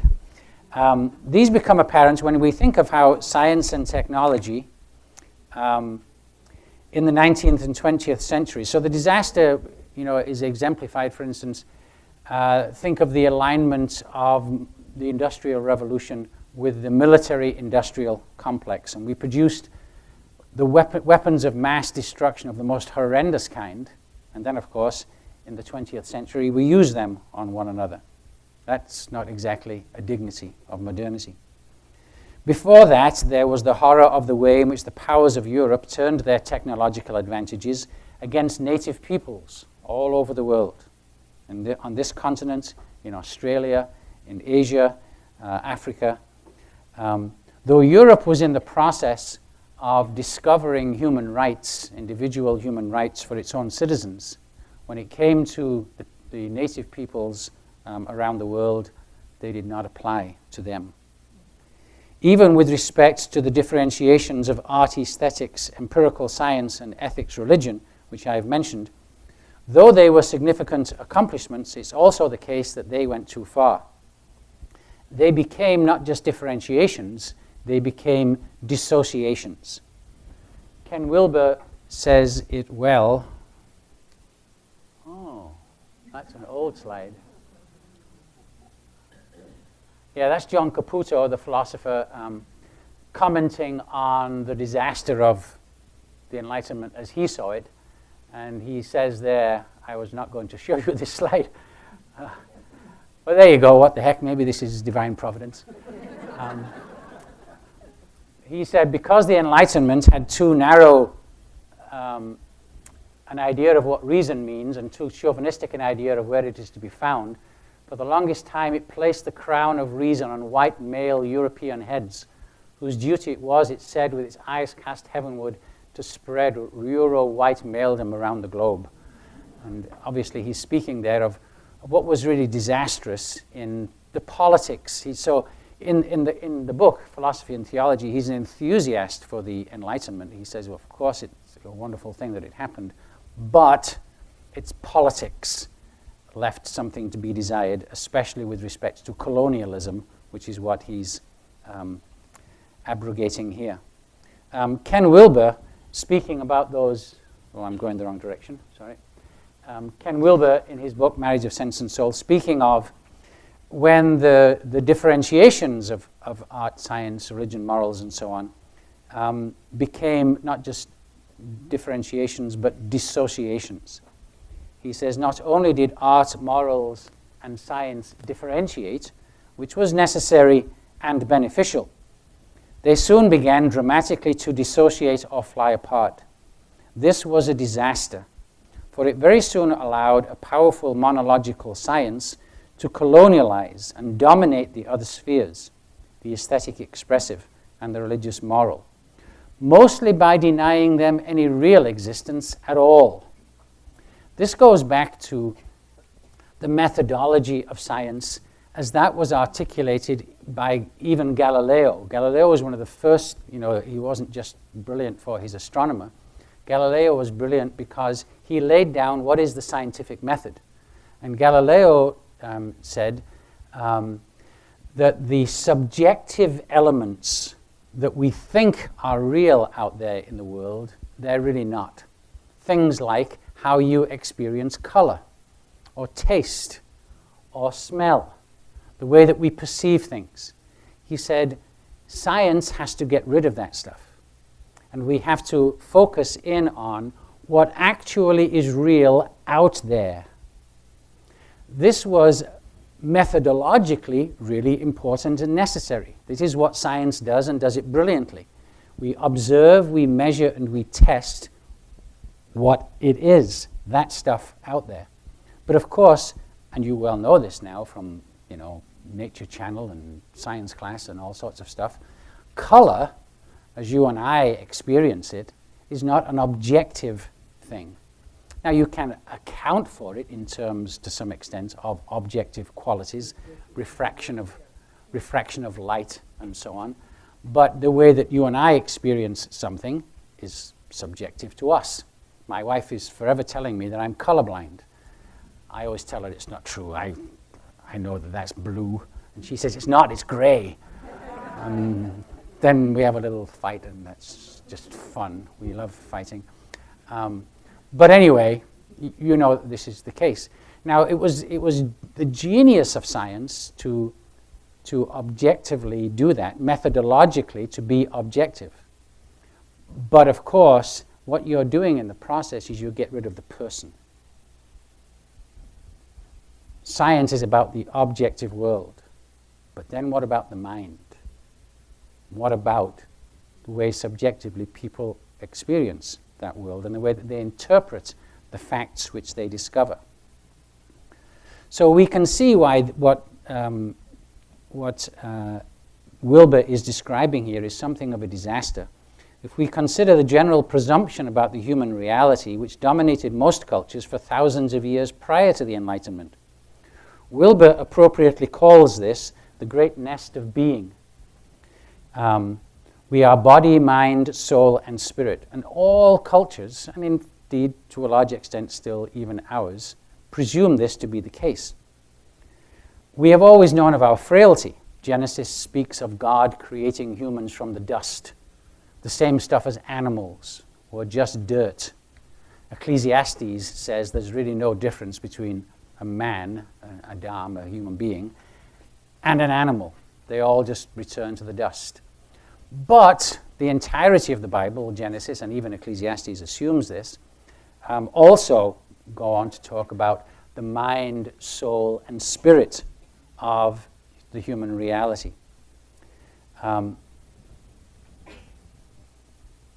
Missing a slide again. Sorry about that.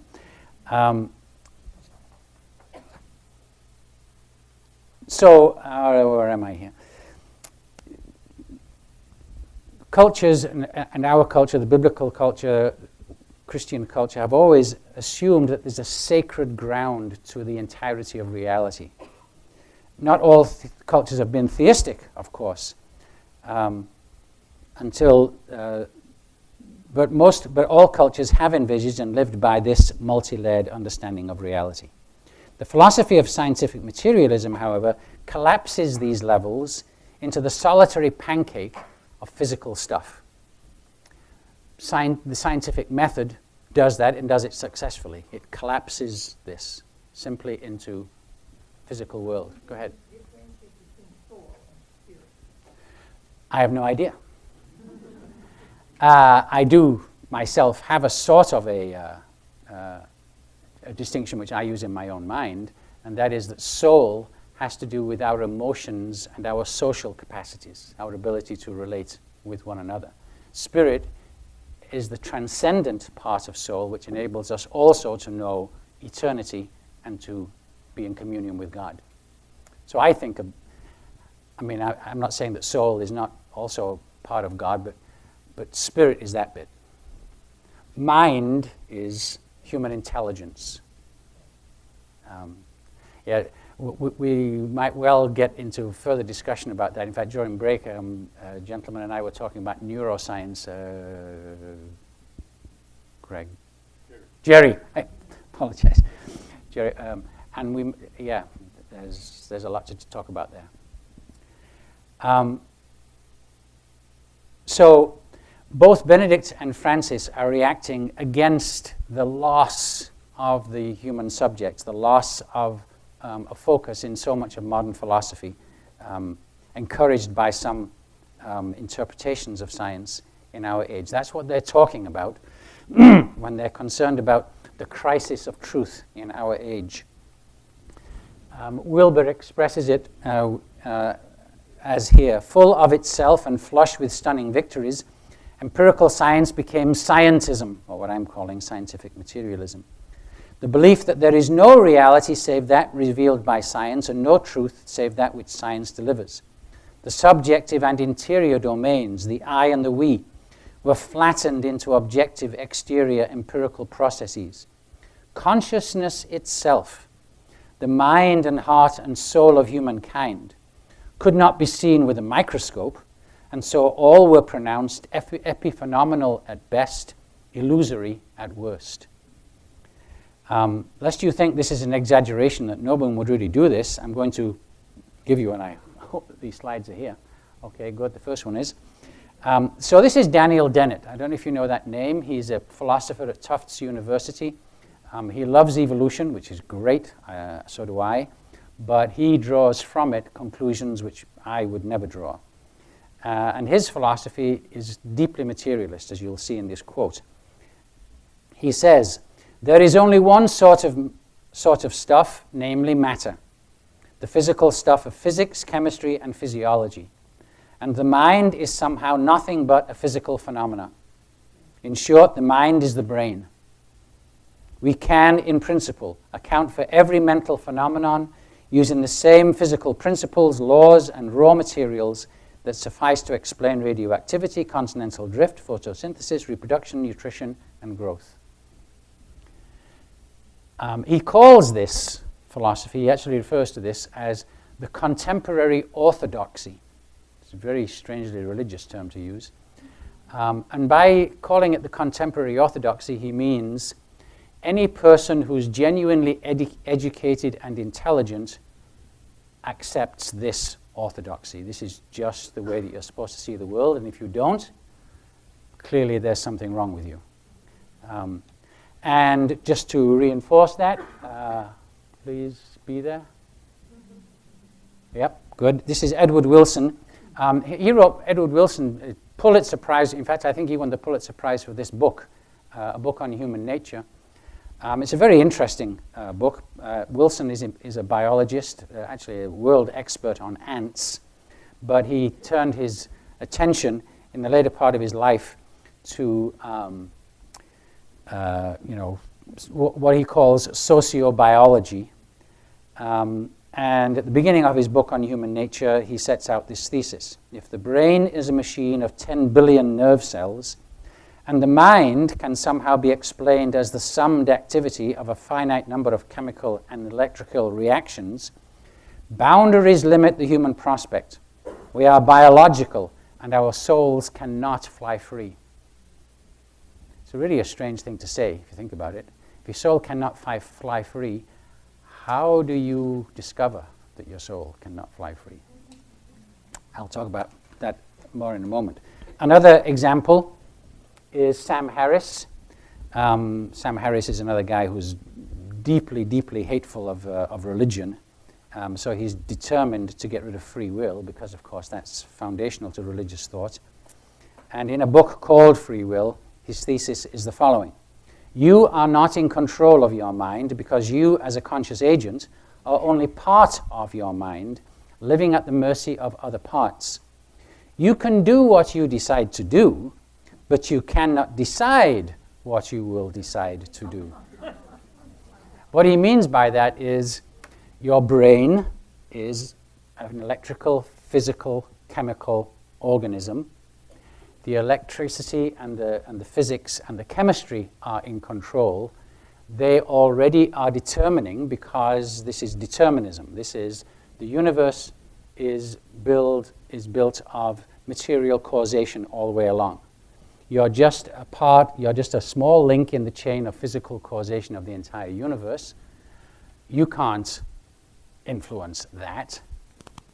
Therefore, your physical brain has very little control. Mostly, your sense that you are in control is mostly an illusion. So he does say very emphatically in the book, free will is an illusion. Yes, sir? I lived with a traumatic brain injury. I had no frontal Lobe, parietal lobe? executive function. Ah, right. I can decide what to do, Right. but I can't make myself do it. So, how do you fit in with this joker? Because he doesn't understand that something that can physically happen to your brain can also affect your ability to carry out a function. Right. Well, no, he actually does understand that. And obviously, I think we can all understand, if you bash me over the head now with a hammer, right, my brain might be injured, and potentially, that's it. My mind might then be gone. So physical injury to the brain definitely affects the mind. There's no question about the intimate connection between brain and mind. What he's saying is, you don't really have a mind at all. That's whereas I hope that you would say, and I suspect that you would say, well, in spite of the injuries to my brain, and for that matter, which of us has a perfect brain, right? I mean, I'm vividly aware of the limits of mine with respect to all sorts of things. But where you and all of us generally think of ourselves is that we have a transcendent capacity to control we usually say control our minds. And we are in fact controlling our brains to some extent. This is not perfect by any means. But for instance, since you mentioned, brain traumas and brain injuries, there's a really interesting book called and it's, I think the full title of the book is something like The Power of the, I think it's called Mind Force. Anyway, the author is a man called Jeffrey Schwartz, and it's really an interesting story. He's a practicing psychiatrist, so a scientist, and he used to specialize in treating people with obsessive compulsive disorder. Folks who just can't stop themselves from obsessively washing their hands or checking 50 times that they locked the door, or that kind of obsessive compulsive stuff. And he used to treat them with drugs. But the drugs, of course, have side effects, and the people would complain about the side effects. And he'd been doing this for a number of years, but then he himself became involved in Buddhist meditation. And it really was helping him in his own life. And he thought, I wonder if this could help people with obsessive compulsive disorder. Over a number of years, he did develop the use of meditation to help patients. It's a 4-step thing, and I'm not going to remember all of the things, but it basically has to do with recognize, revalue, reassign, something else, where you meditate your into knowing what it is that you're doing, revaluing it and reassigning what the energy which you've got. And along with, cooperating with some of his patients who agreed to try this. He eventually got to a point where 80% of his patients were able completely to come off the drugs and did, by meditation, control their obsessive-compulsive behavior. And he took, those CAT scans, those fMRI things of the brain, before and after, and he realized that the part of the brain which is usually identified with obsessive-compulsive disorder was changing in these patients who practice meditation to increase their mind force. Basically, his book is about mind force, and I know that that's in the title somewhere, to do this. So, although our brains are all limited, and of course brain injury can make life difficult for us, we do have a power of transcendence. So, I have to get back to where I'm at here. Free will, good. So did I respond to your question reasonably? I'm not really sure. Well, as I understand it, my response to your question would be, you, in spite of injury to your brain, have a capacity of mind to think about where you're at and to have some measure, and for all of us it's only some measure, of control in spite of the injury to that executive part of your brain. That's a much better answer. Okay, good. I should have just said that in one time. So the point I want to make here, of course, is that Francis is not articulating his vision in a vacuum. He is targeting himself at some specific modern philosophical situations. And of course, there's a lot of irony in these characters in using science to suggest that the human mind is weak or non-existent. If I may just take a moment to point out some of the weaknesses of their position, which I've started doing already.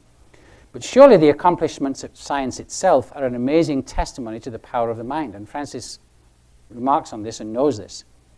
Science, like philosophy and theology, derives from the mind's capacity to rise above itself. It has transcendent powers, we might say. And the mind can soar eagle-like over the landscape of its encompassing reality, and it discerns patterns and the secrets of the universe. That's why science is able to be done. That's why we can do philosophy and theology. A further point is that human beings have emerged from the universe.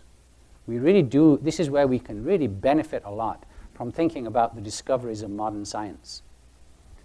Human beings have emerged from the universe. Quite literally, you and I are the universe becoming aware of itself. We're the bit of the universe where the universe can say, look at that. Here I am. And here's what I think about being a universe.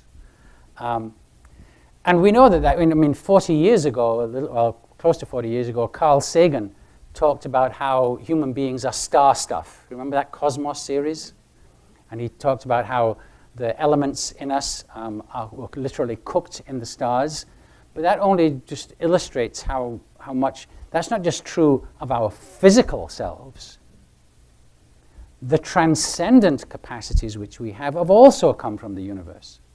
So if the physical characteristics of us tell us something about the universe, as they do, why do not the transcendent characteristics that we have? Desire for truth, capacity for philosophy, the ability to say thank you, the ability to ask the deep questions, why do we have the capacities which we have? Why is it that we want to reach out and find the eternal mystery of things? Why don't those capacities also tell us something about the nature of the universe? Just like the iron in your blood tells you something about the nature of the universe. And finally, we might ask the philosophers who say this kind of, what I regard as really quite silly stuff. We might ask them, how in the world did your mind manage to work this all out? if our minds are as weak and as incapable of transcendence as they're saying that they are, then how did your mind work it all out? They seem to be making these massive pronouncements about, you think you have free will, but you don't. It's an illusion. Well then, presumably this is true of your brain. How did you work it out? There's something strangely self-contradictory in modern philosophy, and yet it's amazingly popular. I mean, these guys are selling books. I wish I could sell 1/10 of the books that they sell. I'd be a rich man. So these silly self-contradictions arise, however, from a fascination with science, as though science were the only way to truth and the solution of all human ills. Science is indeed amazing. We should indeed study it. But the Enlightenment, for all of its many blessings and dignities, also led us astray when the philosophy developed that our knowledge could utterly replace the old knowledge. No one can or even should want to return to the Middle Ages, but the ancients, including the ancients of the Bible, the giants of the Christian tradition, have an enormous amount to teach the modern world. And we have to learn to put our ancient knowledge together with our new knowledge. The agony of modernity is not just that our science and technology have led to global warming, species extinction at an unprecedented rate, industrial pollution, and wars of the most horrendous kind. In addition to all of that, and quite conceivably adding to it, has been the loss of the human subject, the diminution and even the exclusion of mind, soul, and spirit from human discourse and understanding. In modern universities, and we sometimes even have this problem at Catholic universities, take it from me, where you profess your faith in God openly in an academic discussion. And this is, it even happens here, but I mean at public universities, and I know this from the professors and indeed from some of the things that they write, they'll tell you, don't do that, you will never get tenure. You have to at least pretend, at public universities, this is obviously not true here, but at public universities you have to at least pretend to be an atheist and to be a pure materialist. The idea that you would profess religion, no, that's at best to be kept for private conversation. What Francis is insisting upon when he says there's sacred ground to all reality is really massively important for us. So I'm heading now for my conclusion. It's a slightly lengthy conclusion. We have about 15 minutes. Where's Grace, I believe? Are there any urgent questions before I launch into this bit? So I'm going to try and go fast and maybe even skip some bits. I probably skipped some slides anyway, so that won't be a problem.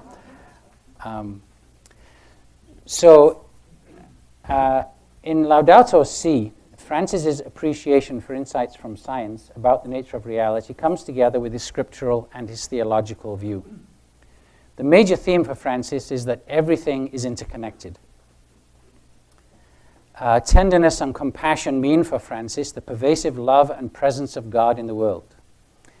And so, whereas so much in modern philosophy tries to convince us that the universe is blind and aimless, Francis, and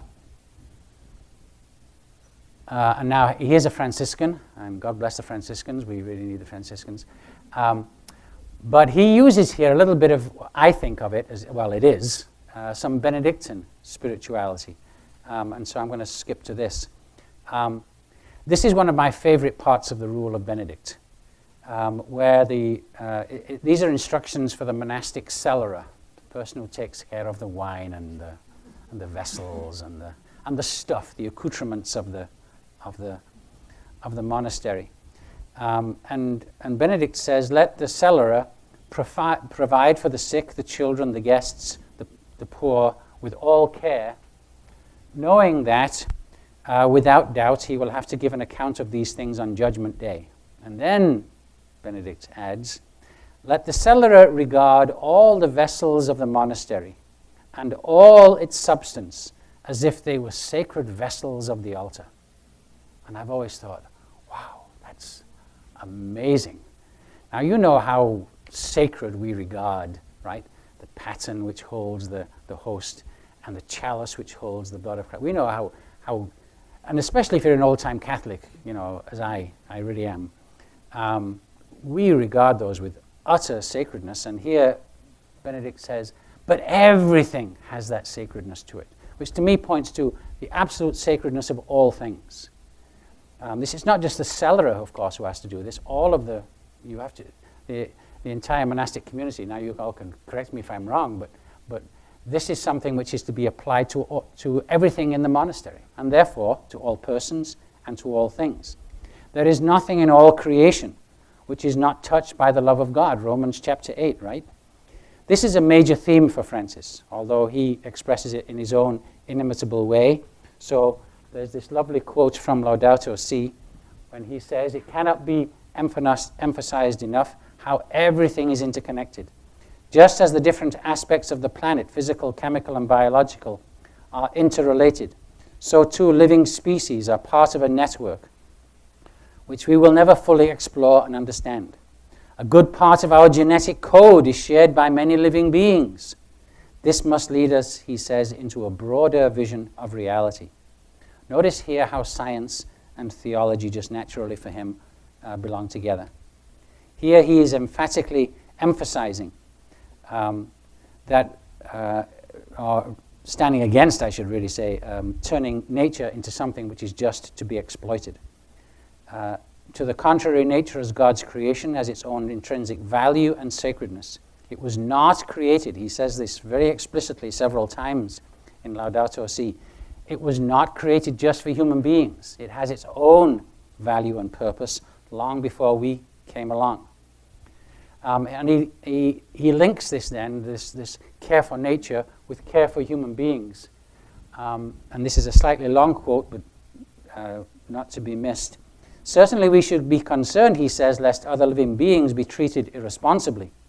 But we should be particularly indignant at the enormous inequalities in our midst, whereby we continue to tolerate some people considering themselves more worthy than others. We fail to see that some are mired in desperate and degrading poverty with no way out, while others have not the faintest idea what to do with their possessions. In practice, we continue to tolerate what that some consider themselves more human than others, as if they were born with greater rights. Everything is connected. Concern for the environment thus needs to be joined to a sincere love for our fellow human beings. And that brings him actually in Laudato Si to one of his most controversial appeals. He goes as far as to say this. That is why the time has come to accept, and imagine how politicians, not just our present president, but pretty much any politician would react to this. The time has come to accept decreased growth in some parts of the world, and yes, he is thinking especially of this part of the world, in order to provide resources for other places to experience healthy growth. Needless to say, in the current political climate of this country, calling for decreased growth is radical. This is obviously me now commenting. But Francis is completely serious, and to continue with him, it's a matter of redefining our notion of progress, a technological and economic development which does not leave in its wake a better world and an integrally higher quality of life cannot be considered progress. Many things have to change, says Francis, but it is we human beings above all who need to change. And the way in which we have to change, first of all, is by building awareness of who we are and of who we are as God's children and brothers and sisters of one another. It's in this context that Francis quotes from two authorities that show his own awareness that the needed wisdom and spirituality for a new ecology do not only come from popes and the Catholic tradition. He quotes from the Earth Charter, which was a purely political, purely secular document published in The Hague in 2000, and that charter says that ours needs to be a time for a new reverence for life. very interesting as a purely political document. And then the other interesting authority whom he quotes towards the end of Laudato Si, and now it's towards the end of what I'm going to say, is a Muslim mystic. And I think this is one of the most delightful things that he says in this entire encyclical. He's actually quoting from the Muslim mystic Ali al-Kawaz.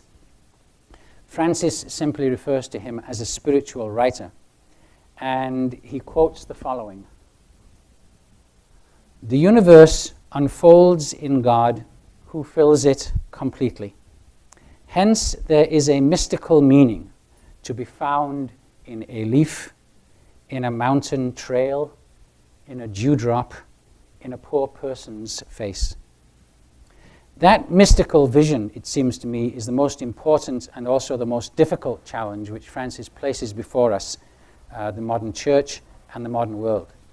It is a vision that all religions can share, but for our science-dominated world, it's a difficult idea, because it means returning to a view of reality and of nature as being sacred and personal.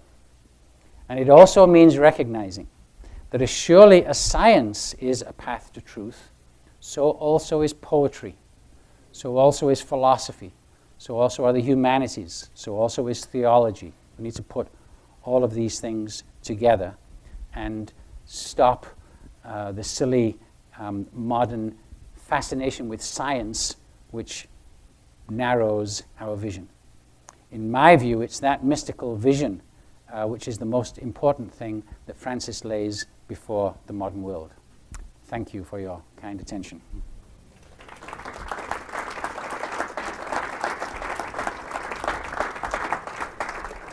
So I think we've got time for hopefully a few further thoughts, comments, questions, disagreements. Would be fun. Please, Joe. Recently, John Allen Right. Francis offhanded comments. Yeah. and he said, first, you have to know what John said. Francis is responding to a question, and therefore, he got up to his own. Thirdly, he's not speaking as a religious authority. He's not speaking as a religious authority. He's not speaking as a definitive religious belief. And it seems to me, as I listen to that, what he's really saying is, when Francis speaks this way, he's not speaking like Pope normally, which is take religious insight and put it into a philosophical framework. And I think about this, I don't read anybody denigrate philosophy. But in fact, what Francis is doing is to ask people there, what they hear Francis was in the state. They don't read the particular. Those little statements speak to us. Now, I was reflecting on this and thinking, isn't that the way Jesus spoke? He didn't speak in philosophy. He spoke in sometimes ambiguous terms. Right. But it speaks to us. So how do we, the last one about this, how does the mystic insight, the poetic insight that you were speaking of, how does that fit into a philosophical-based theology? Right. That says you're going to talk about who God is. You've got to go through this long set of reasons.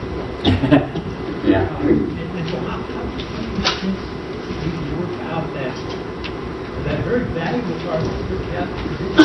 Right. At this point in time, it seems to run head on into the fact that very few people need to take time or interest in it. But we'll respond to the very personal, short, out of context statements that Francis. Right. Right. Yeah, I really like that question, Joe, and it seems to me that you're pointing up a sort of a tension which has always been there in Catholic theology. It's always there when you're speaking of, on the one hand, God, of whom we know, in a sense, nothing. And then on the other hand, the revelation which we have from God, and which we try to apply in our life. And I think Francis embodies this in a very particular way. You know well enough that nobody ever escapes philosophy. You could say something like, Stephen Hawking, beginning of one of his books, says, philosophy is dead. And when I read that, I thought, oh, good grief. Great physicist, lousy philosopher. As soon as you say philosophy is dead, that is a philosophy. Hello? You never get away from philosophy. It's like Richard McBrien says, as soon as a believer utters the very first notion in their mind of believing in God, they have entered into theology, whether they know it or not, and whether they like it or not. I mean, I don't know the full answer to, I'm not sure if I would. I didn't know that John Allen had said that, and he's far more of an observer of the Vatican than I am, obviously, and knows Francis, I'm sure, far better than I do. I'm not sure if I would agree with him completely. I would agree to this. Francis primarily, I think, speaks as a pastor more than as a pope, and he speaks out of that. He has this tremendous empathy with people, and especially with those who suffer. So that's his guiding principle, but that's his philosophy. And I think he's aware that he's jarring with some of the traditional philosophy which precedes him. I think he knows well enough that he's shifting emphasis from John Paul II and Benedict, especially when he talks, for instance, about reform. But also when he puts an emphasis on conscience, he has to know how that is a very different shift over against his two predecessors.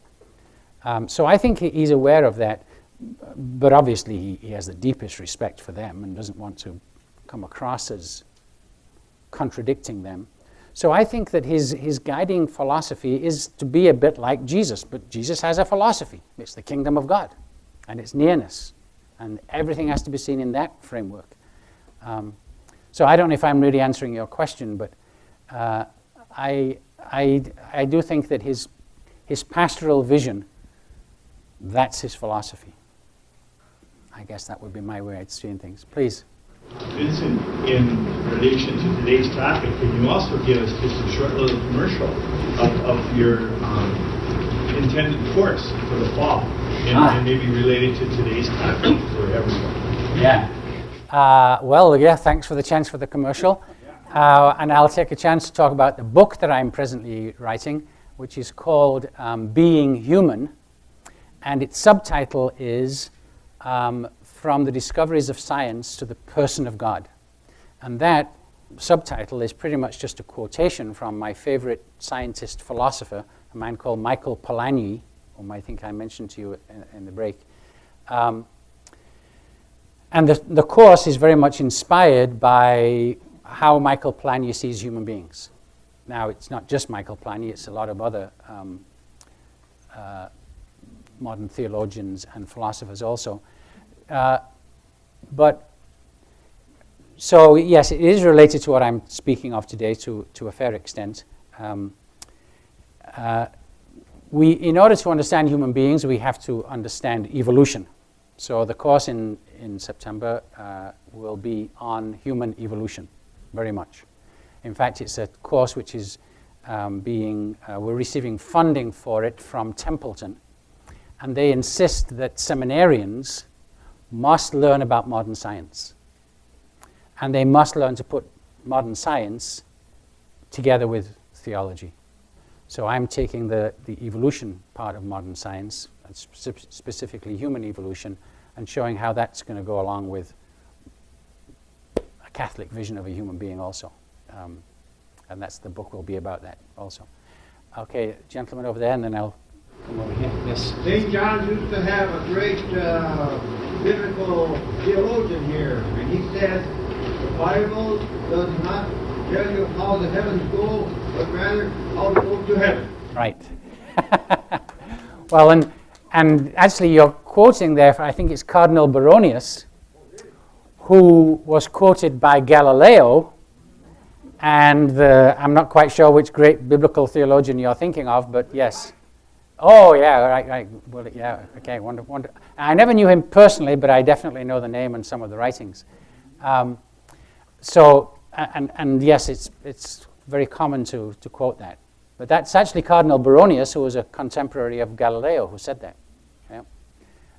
Please. You spoke of the emphasis of friends on conscience. Yes.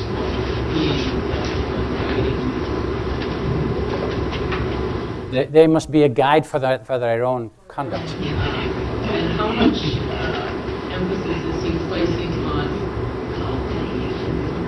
the church's responsibility in formation of conscience?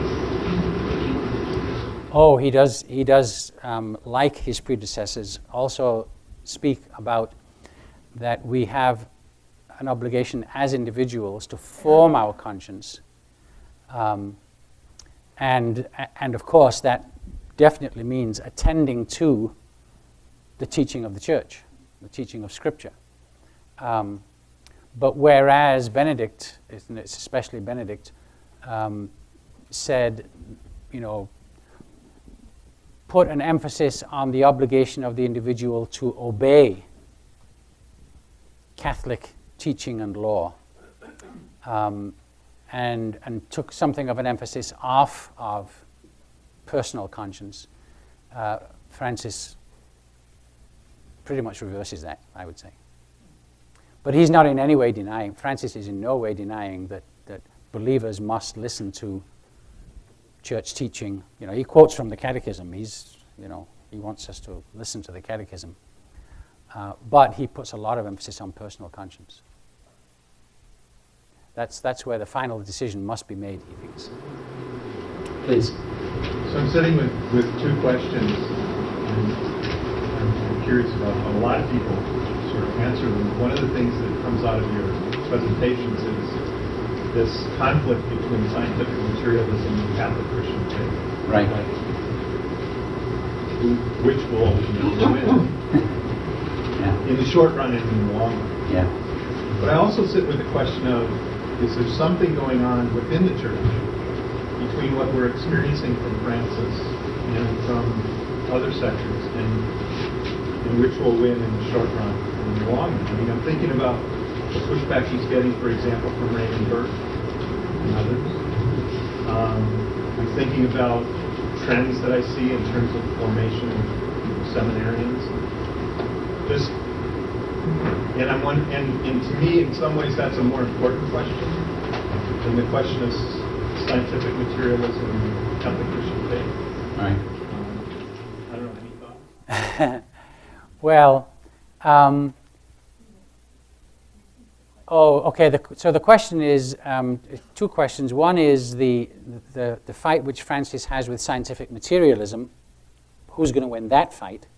But then maybe an even more important fight within the church, where Francis is, and I don't know how we want to characterize this. To some extent, he's more pastoral and maybe more liberal, whereas he definitely is making nervous, and in fact he's getting just downright opposition from more conservative ones, more conservative voices in the Catholic Church, who are bothered that he is in danger of, changing Catholic ethical teaching and maybe even Catholic doctrine on things like, a good example might be, for instance, will he go so far at some point as to say, artificial contraception is okay? Now he never speaks about it at all. He just doesn't. He doesn't tell you it's okay. He doesn't tell you it's not okay. He just doesn't. As far as I know, I don't know of any allocution that he has where he has even mentioned it. And the contrast over against his predecessors in that regard is massive. So the conservatives are worrying. So then I think the question then is, well, who's going to win out in that fight? I have no idea, obviously. I hope Francis, I'm an old-time liberal. I'm a Vatican II Catholic. Vatican II Catholics, we We had no idea that we were liberal, but we were massively liberal in the 60s and early 70s. We were just, I remember a time when we just took it for granted. Oh yeah, in a year or two they're going to start ordaining women. Of course they are. It was obvious. And then 1976 came along, inter insignores, and whoa, what happened? It felt like we were going full steam ahead, and where did that come from? We had no idea. We hit this brick wall, which said, no, stop that nonsense. That's not going to happen. Reinforced vigorously by Pope John Paul II. So this is not a new fight. This is not a new fight. It's been going on well before Vatican II. Vatican II represented a major step. But if you read the Vatican II documents carefully, they contain slightly contradictory ideas. Right in Lumen Gentium, it's always amazed me, you must be baptized in order to be a member of the church, in order to be saved. And just a few paragraphs later, and of course, everybody belongs to the people of God and can be saved, including the atheists. They're not specifically mentioned as atheists. And I think, right in the same document, you must be baptized. And well, if you're not baptized, it's not a big deal. I'm paraphrasing, but it's a perfectly accurate paraphrase. So Vatican II represents that fight, and we'll be having that fight as long as there are human beings. Are we going to get rid of liberals and conservatives at the political level? Are all of you liberals willing to become Trump-supporting Republicans, and the Trump-supporting Republicans are going to convert and become... No, that's not going to happen. We're always going to have that fight. In my optimistic days, I think, well, that's what makes my blood keep boiling, and so I have no idea what's going to happen. Yeah. Please. I don't know if I will articulate this well enough to make myself make sense. I'll try. I think the scientific materialism, your question implies what I'm thinking, that it and the church can't exist together because they are opposed. So my thinking, as you're talking about all of this, it seems like in a Catholic book and world, there should be a place for both to exist somewhere. I'm a liberal too. I'm probably an idealist. My example, when I think of something scientific, my wife and I just made a trip to Texas, and we went to Houston and went to NASA. So this is my scientific example of scientific materialism. I can't think of anything much more scientific than launching a space ship that took our men to the moon successfully and brought them back. We went to NASA and we're sitting in that room, and whoever was telling us about it said, "Do any of you have cell phones?"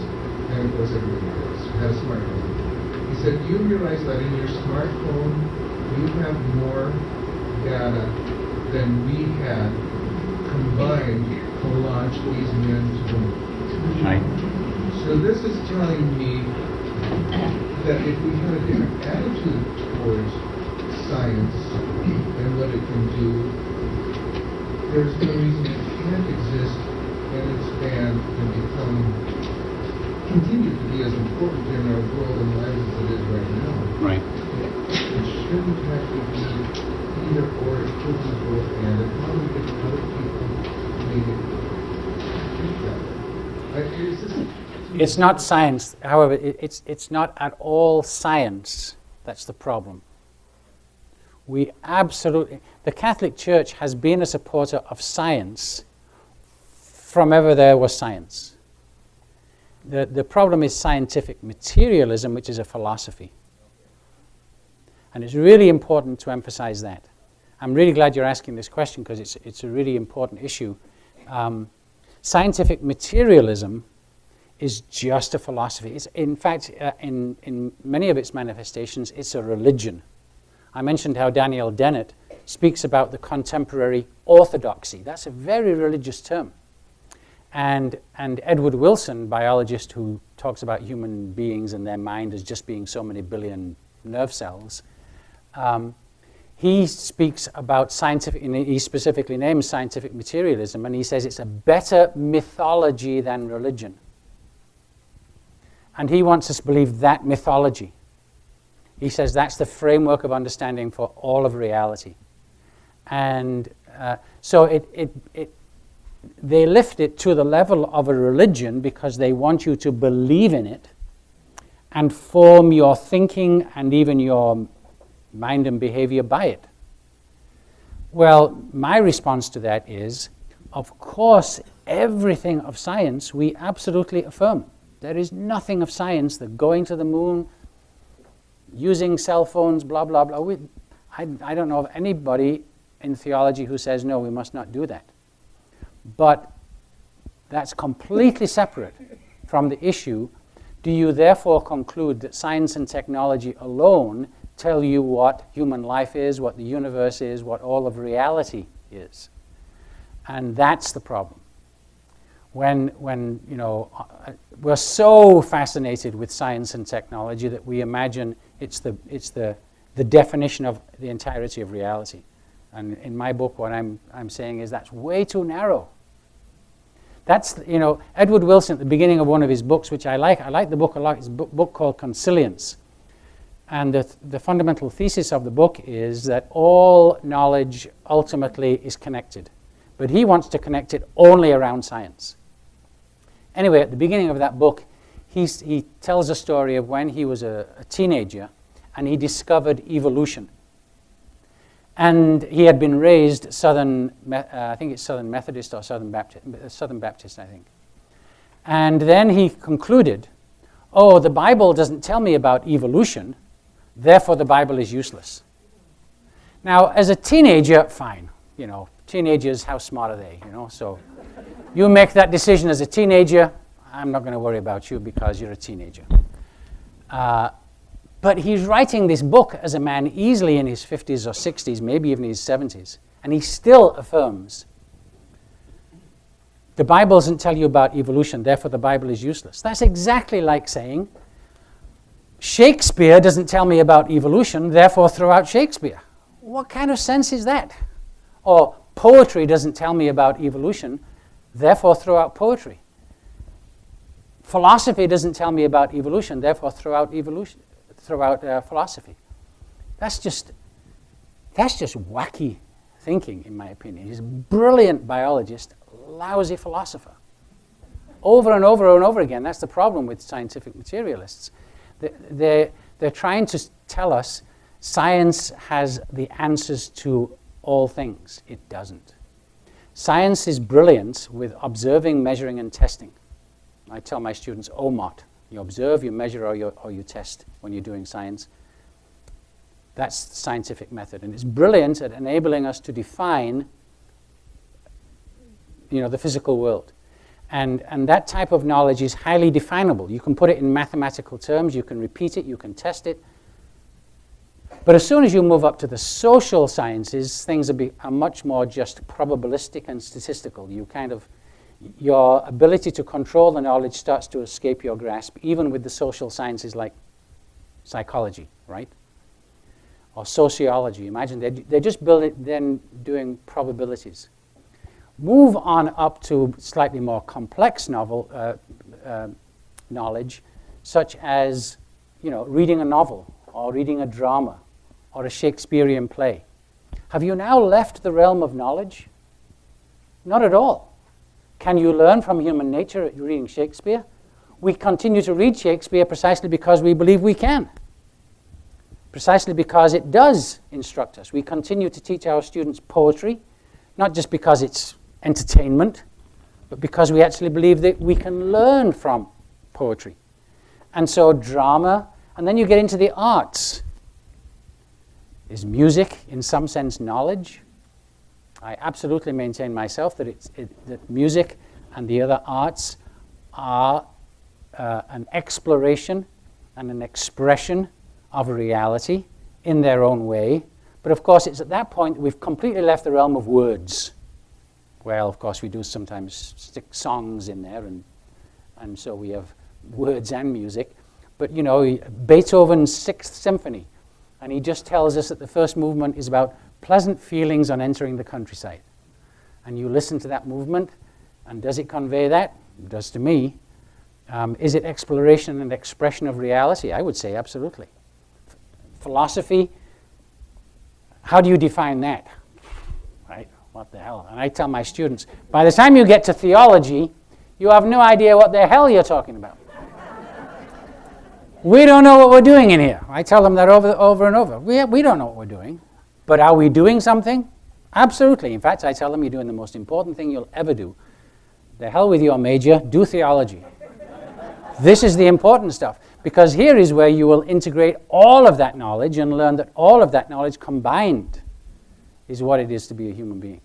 But it's silly just to take the stuff that you can measure and test, the numbers and the mathematics, and say, well, that's the fullness of the entire thing. It can't be the fullness of the entire thing.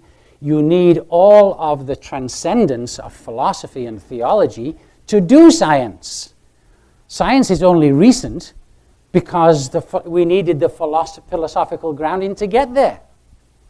Science builds on. Science is as much dependent upon the desire for truth as is philosophy and theology. Absolutely, totally dependent on the desire for truth. But that has nothing to do with science. You can't prove from science that you should pursue the truth or what it is, and neither can you define it. But is science fabulous knowledge? Of course it is. It's absolutely amazing and wonderful knowledge. But it's not the entirety of it.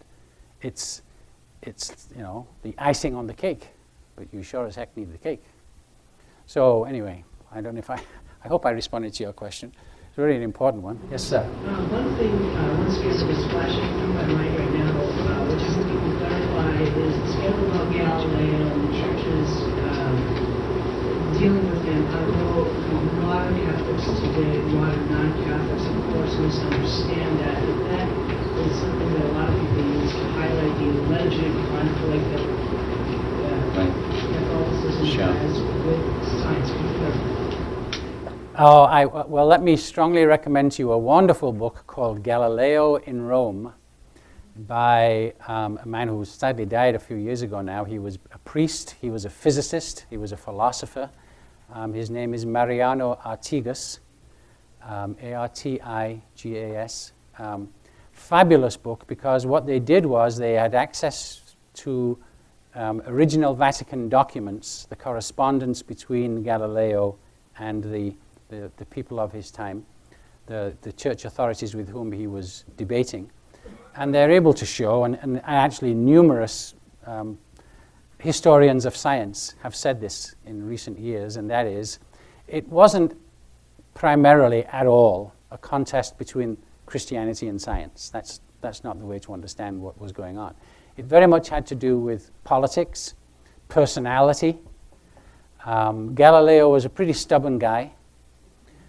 He made the mistake of thinking that once Urban VIII became Pope, who was a personal friend of his, that he could get away with murder. And so he wrote the Two World Systems and made the silly error of taking a position articulated by Pope Urban VIII to him personally and putting that into the mouth of Simplicio.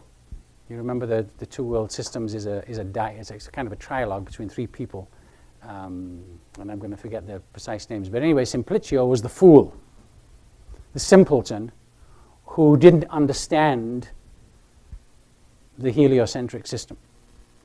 And Galileo put what the Pope had said to him about couldn't God have,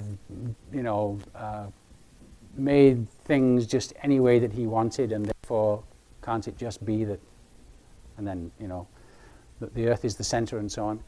And Galileo takes that and puts that into the mouth of Simplicio. It's a kind of a personal insult to Urban VIII. So, part of the silly myths which sometimes surround the Galileo controversy is that people think that Galileo was tortured and that he was imprisoned. He was neither tortured nor imprisoned. He was treated with the uttermost graciousness. He was made to renounce his support of the heliocentric Copernican system, which was very unfortunate. That was not a good political move on the part of Urban VIII in terms of world history. And he was silenced and spent the last close to 10 years of his life under house arrest in his nice villa, where he could receive visitors and was well taken care of. But yeah, Mariano Artigas, Galileo in Rome, he actually did write it along with some other writer whose name is escaping me. But it's a lovely book. It's delightful to read, and it puts that whole thing in just the best context. Thank you. I believe we're over time, so Grace is going to take over. Thank you all very much. Thank you.